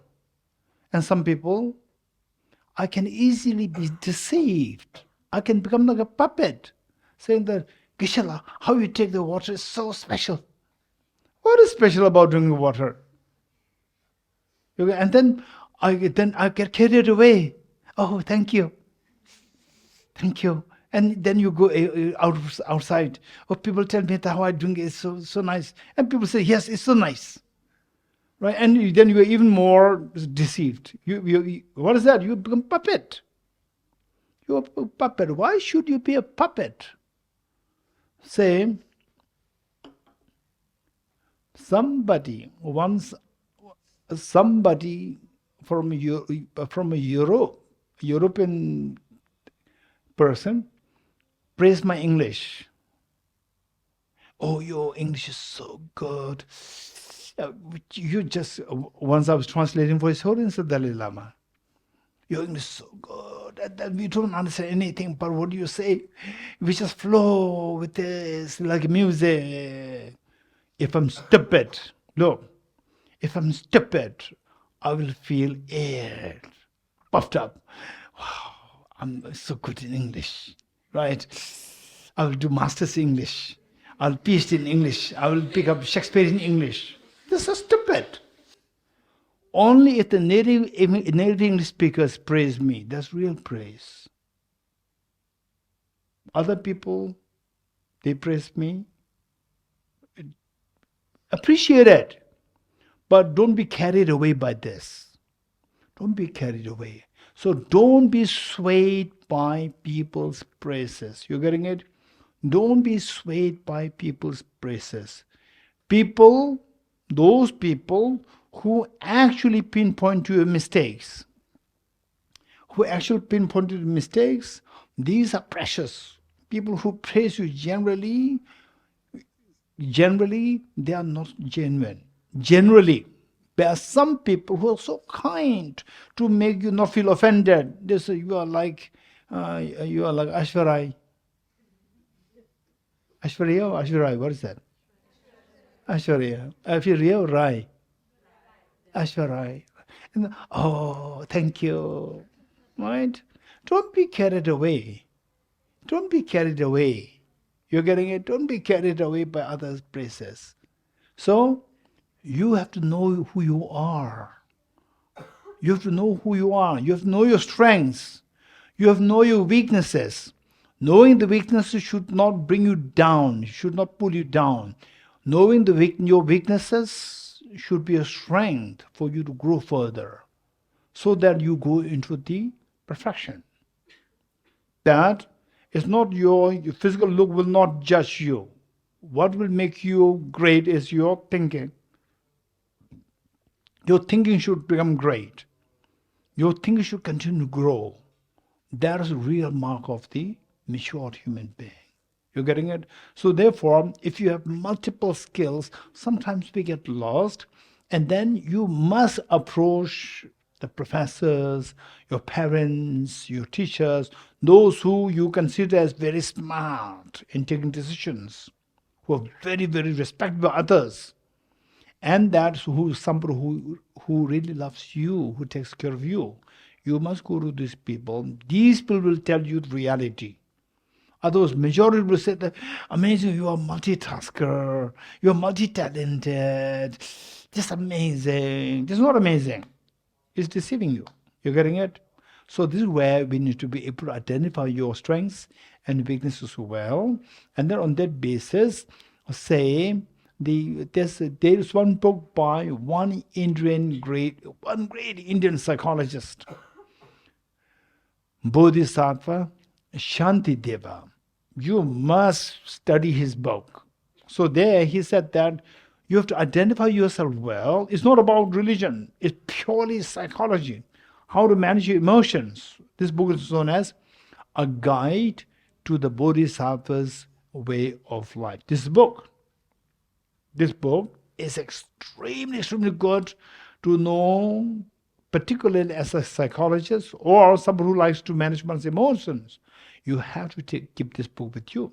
So there he said that identify your potential And on that basis, if you are a very quick learner, don't learn from A, B, C, D, A, B, C, D, A, B, C, D. Just directly, learn quickly A, B, C and jump to the higher.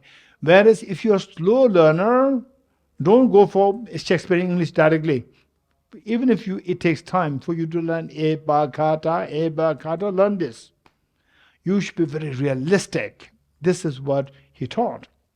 So in this way, say the multiple skills that you have, some can be your livelihood, some can be your passion, hobbies. These two should not be mixed up. For some people, what is hobby can be your livelihood. For some people, what livelihood can be a little different from your hobbies. For example, some people, they painting. There's no chance for him to become a professional painter. And then if you think that I will become a professional painter like this, and then spend a lot of time, although you have other skills, for example, like good in psychology, become a good counselor. That can be your calling, or that can be your livelihood. And then the painting will not give you bread. For some people, you can become the Michelangelo, Leonardo da Vinci. If you are of that stature or close to their stature, then you can go in that direction. It doesn't mean that painting will not bring bread. But for you, your knowledge of psychology may be better for you. For you, maybe your painting is better than your psychology. And your psychology, even the ordinary person talks about psychology, can be better than your professional learner psychology. For you, that painting can be your professional line, and psychology can be your passion. So you have to identify what is going to be your the earning skills and what's going to be your passion. You have to distinguish the two things. And then on that basis, we have to know the priority. So don't too much caught up with your hobbies. First, you make sure that your livelihood is intact. For example, you want to become a counselor in the future, then you make sure that that is well taken care of. And then alongside your other hobbies like painting, singing, whatever is fine.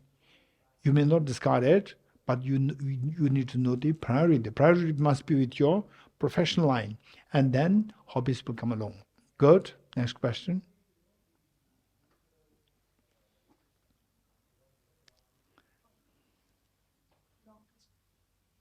As mentioned earlier, that as a student, physics and mathematics were your strong subjects, and you wanted to be an astrophysicist, but then you chose a different path. So you said we could ask you later, how did this shift happen?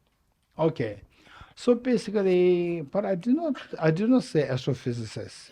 Sometimes the photographic memories, they have the additional photographs also coming in. I don't say astrophysicist. I'm not interested in astrophysics. You said that we could ask you later, how did you came into this I did path? not said astrophysics. I said physicist. Okay, physicist. Okay, I misheard. Okay, good. Okay, so what the shift is a little bit of it's a little bit of your holiday. You're listening about somebody else, not about you. Yes? You want to listen about me, you don't want to listen about you, yourself. No. Okay, I'm just joking. Okay, so basically what I say,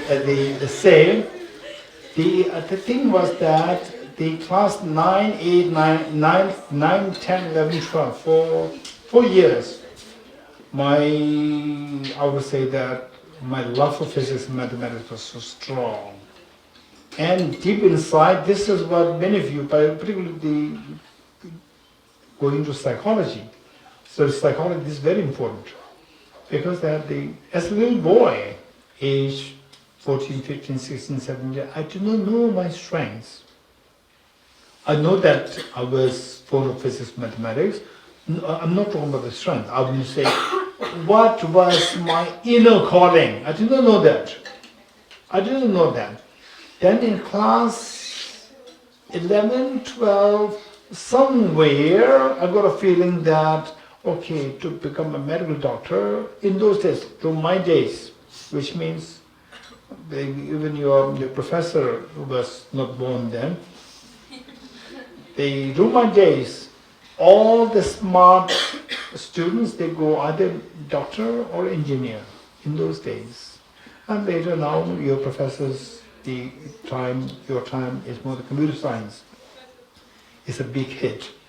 And now medical doctor is like, lot of work, hard work, and so much stress with the IT, if you succeed, easy money, very fast, very easy money, and then yet, so it's very different, the trend is changing. So in our days, it's either medical doctor or engineer. But somehow in my mind, medical doctor, I see that there's nothing wrong in it, but there's like a dead end. Professionally, then you come to one end, this is my end, and there's no further progress. It was my problem, it's my mistake, it's not the problem of the medical science. Medical, you can keep going, keep doing research. But as a little boy, I did not know that. I thought that medical doctor means I saw a doctor in my heart, in my school, and that's the end, this is where you enter.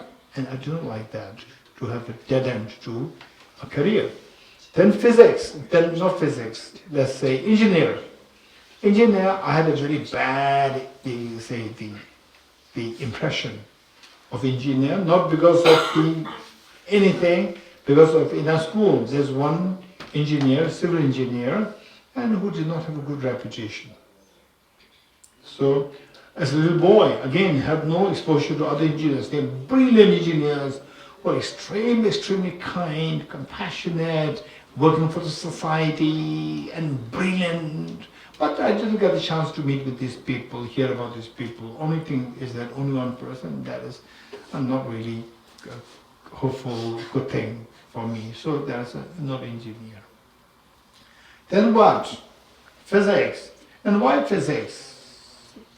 So then later, after completion of my class 12, I came to sense that this boy, since childhood, there is some the calling inside, calling for continuous growth.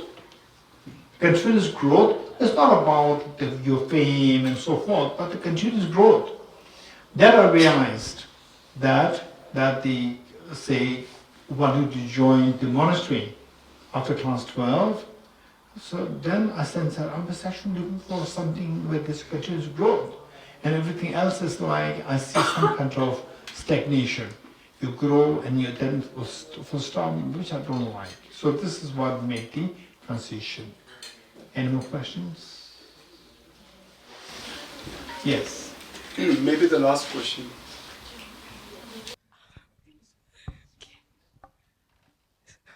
Okay, sometimes I kind of feel like I doubt my own capabilities. I question myself like why I'm not enough for this. And even if someone tries to ease me, it's just for a short period of time. Why can't I get out of this thought like for the permanently? Like I just want to get rid of this thought Which permanently.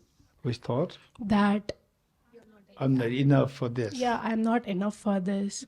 Like why I'm doubting my own capabilities by judging others. Okay. Yes, this is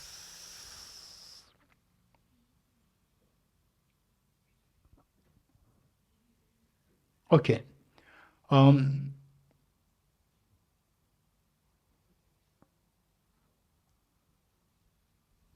One thing, as I said earlier, is that, for example, say when I was in class, particularly 9, 10, 11, 12, for 4 years, I was so fortunate that the teacher, the philosophy teacher when I was in school, he is a brilliant teacher, very compassionate, and some highly learned, experienced, and then that's something amazing. So likewise, as I said earlier, say as a young person, just 20, 21, 22, so you're bound to have with, say, we are not experienced. Because of that, so you tend to have a self-doubt. So by following this, will I end up into, something, a career? Is this my career? Or I end up nowhere. I'm not good enough for this. What in case if, so look at professor, she's very successful. I may not end up like this. Where will I be? All these fears can be there. This is understandable. And those people who do have these fears, in a way, these people thinking people. Thinking is very important. To keep thinking.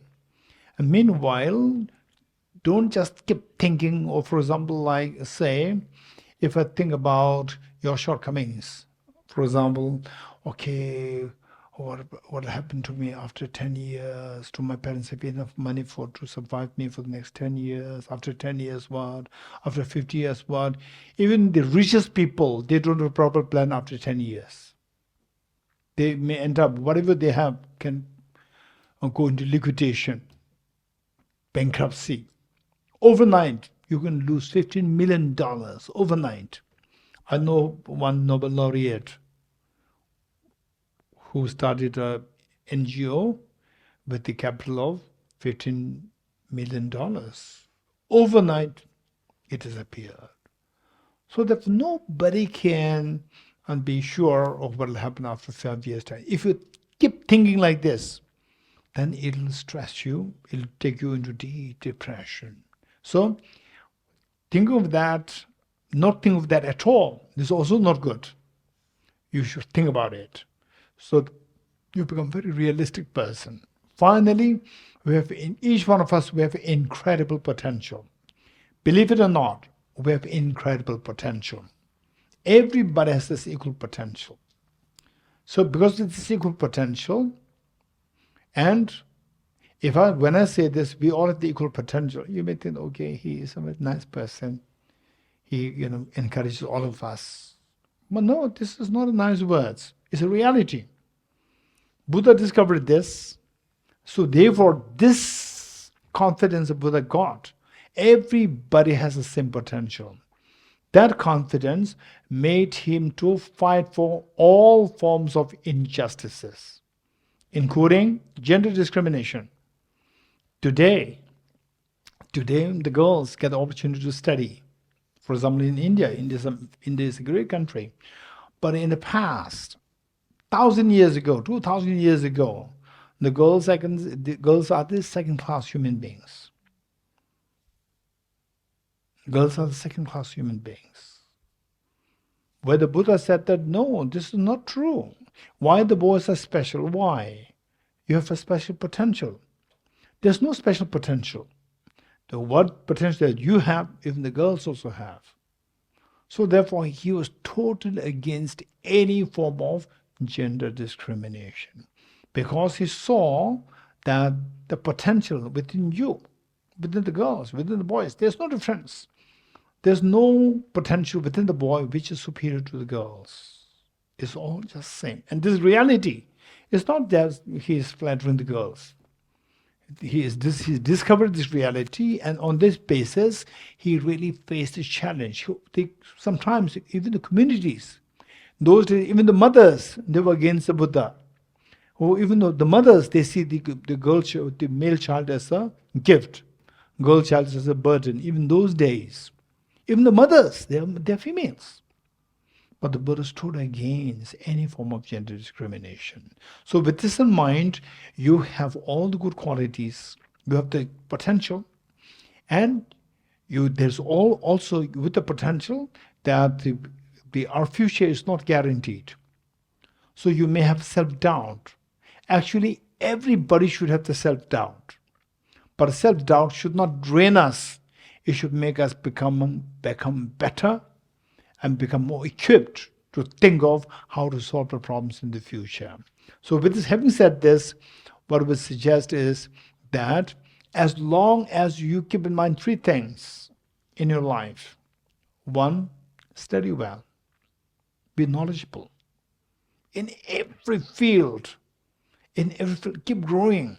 Keep growing in your knowledge. Keep reading materials. Good materials, not Snapchat, Instagram. What is this? In 24 hours, it will disappear. You're worried. And the world will fall down if you don't catch up with this 25 hours, right? The world will fall. No, the world will not fall, right? And you only fill your head with garbage. Only garbage. Read good, productive materials. Keep growing. Number one, growth. Growth in knowledge. Number two, integrity. Integrity. So when you said that, oh, I'll help you. You have to help. To say is very easy. When you're happy, these are the messages. Don't forget it. Don't make promises when you're happy. Don't take decisions when you're angry. When you take decision, when you're angry, you can make all the horrible, regrettable decisions.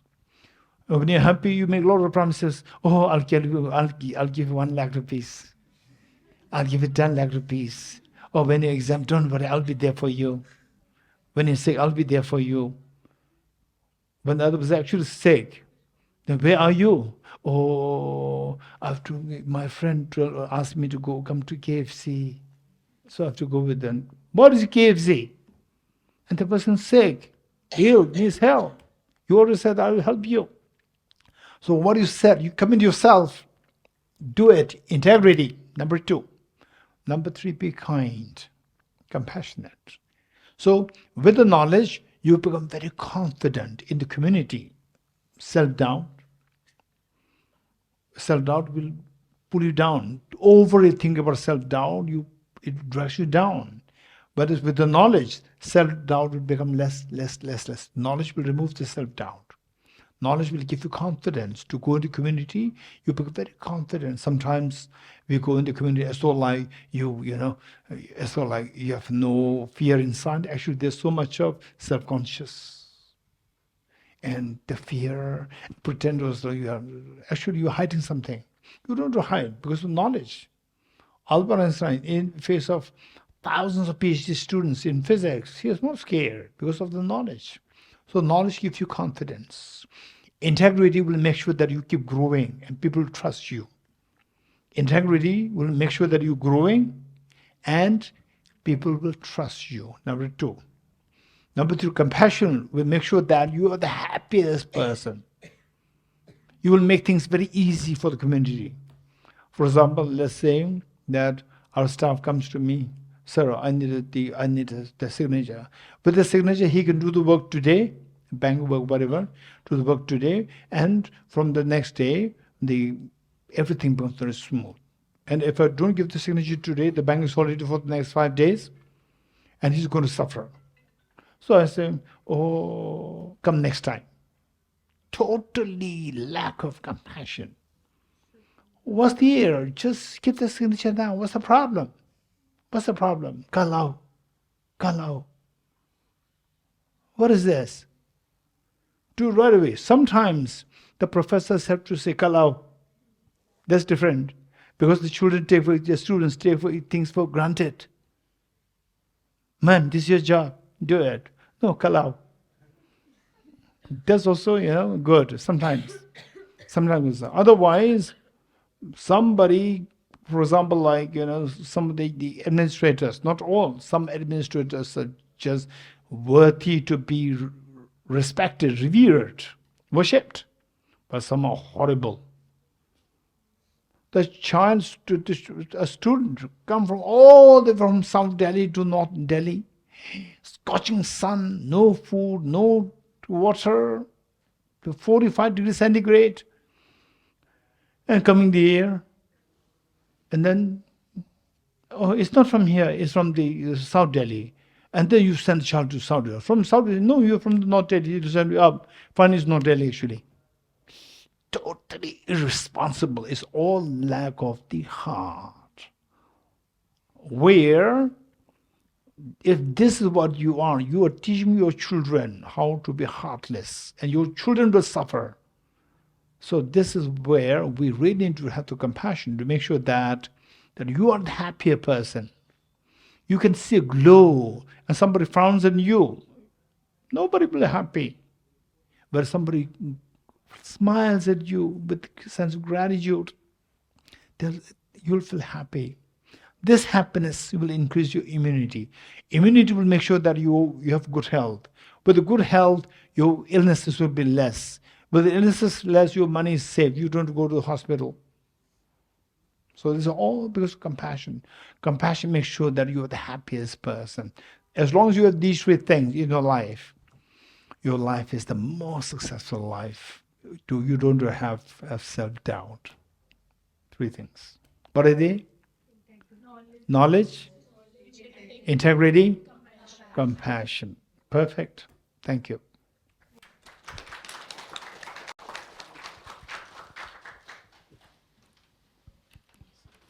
Thank you, Venerable Kishla and Dr. Kanak. So before I request, we have some brochures and souvenirs for everyone. So before I request our director to present the souvenirs, I would like to ask my colleague Kumala, who is our program coordinator, to give you a brief overview of our upcoming conference.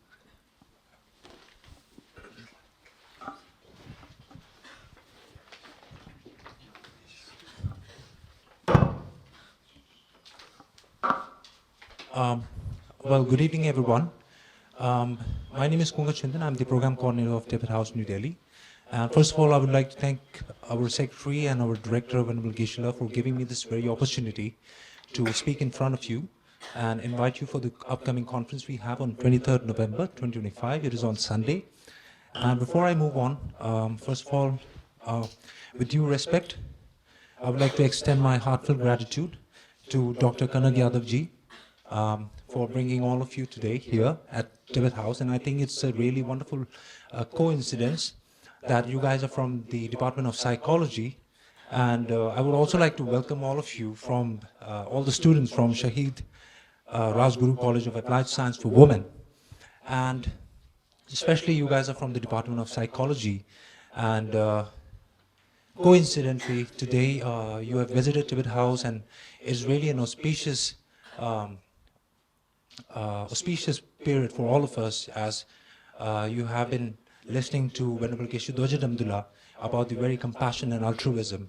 And for me to be very precise, I would like to inform you, and it is a great pleasure for me to invite you for this very conference on neuroscience and psychology, series 10. And the topic will be on neuroscience of mental experience and psychological perspective of compassion and altruism, which is something really significant as of today's current situation, which is developing. So I would like to invite you all for this very conference. The date will be on 23rd November 2025, like I said before, and it is going to be a one-day conference from 9:30 a.m. till 5 o'clock in the evening. And the venue will be India Habitat Center, Gulmohar Hall, New Delhi. So we have invited many experts from the three various perspectives, from the Buddhist psychology perspective, from the Western psychology perspective, and from the very neuroscience perspective. So it is going to be a very insightful discussion and an exchange of ideas and dialogue between all these scholars and experts. So I think it is going to be a very beneficial thing for all of you as students and as the future sees and the future experts of psychology. So I would like to request Dr. Kanak ji, those of them who would like to participate for this conference as a participant, I request all of you to kindly enlist your name and share the names and email ID with your Professor Dr. Kanak ji.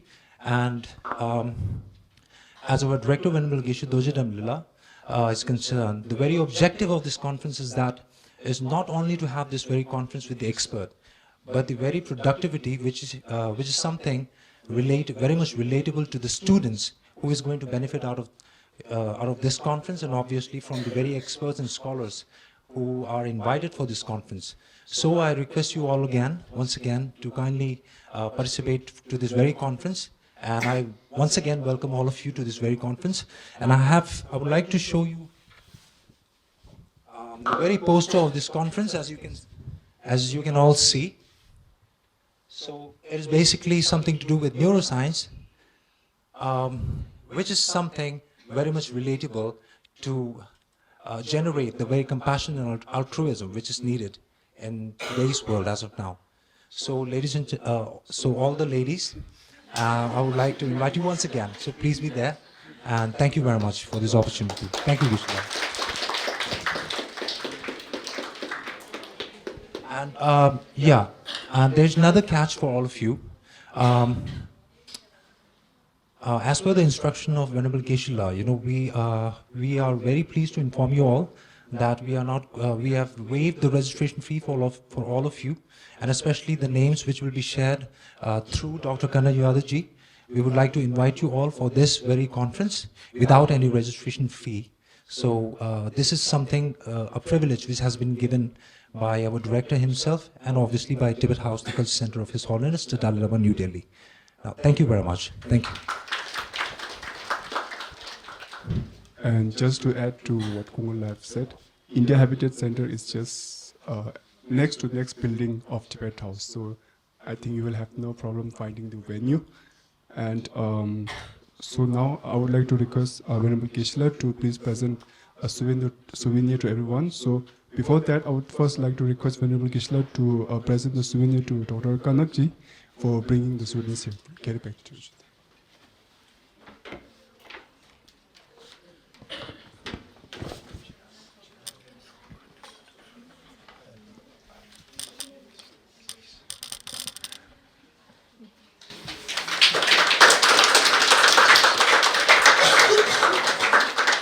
So I would like to request everyone to please come up one by one, and Venerable Geshe will present the souvenirs to all.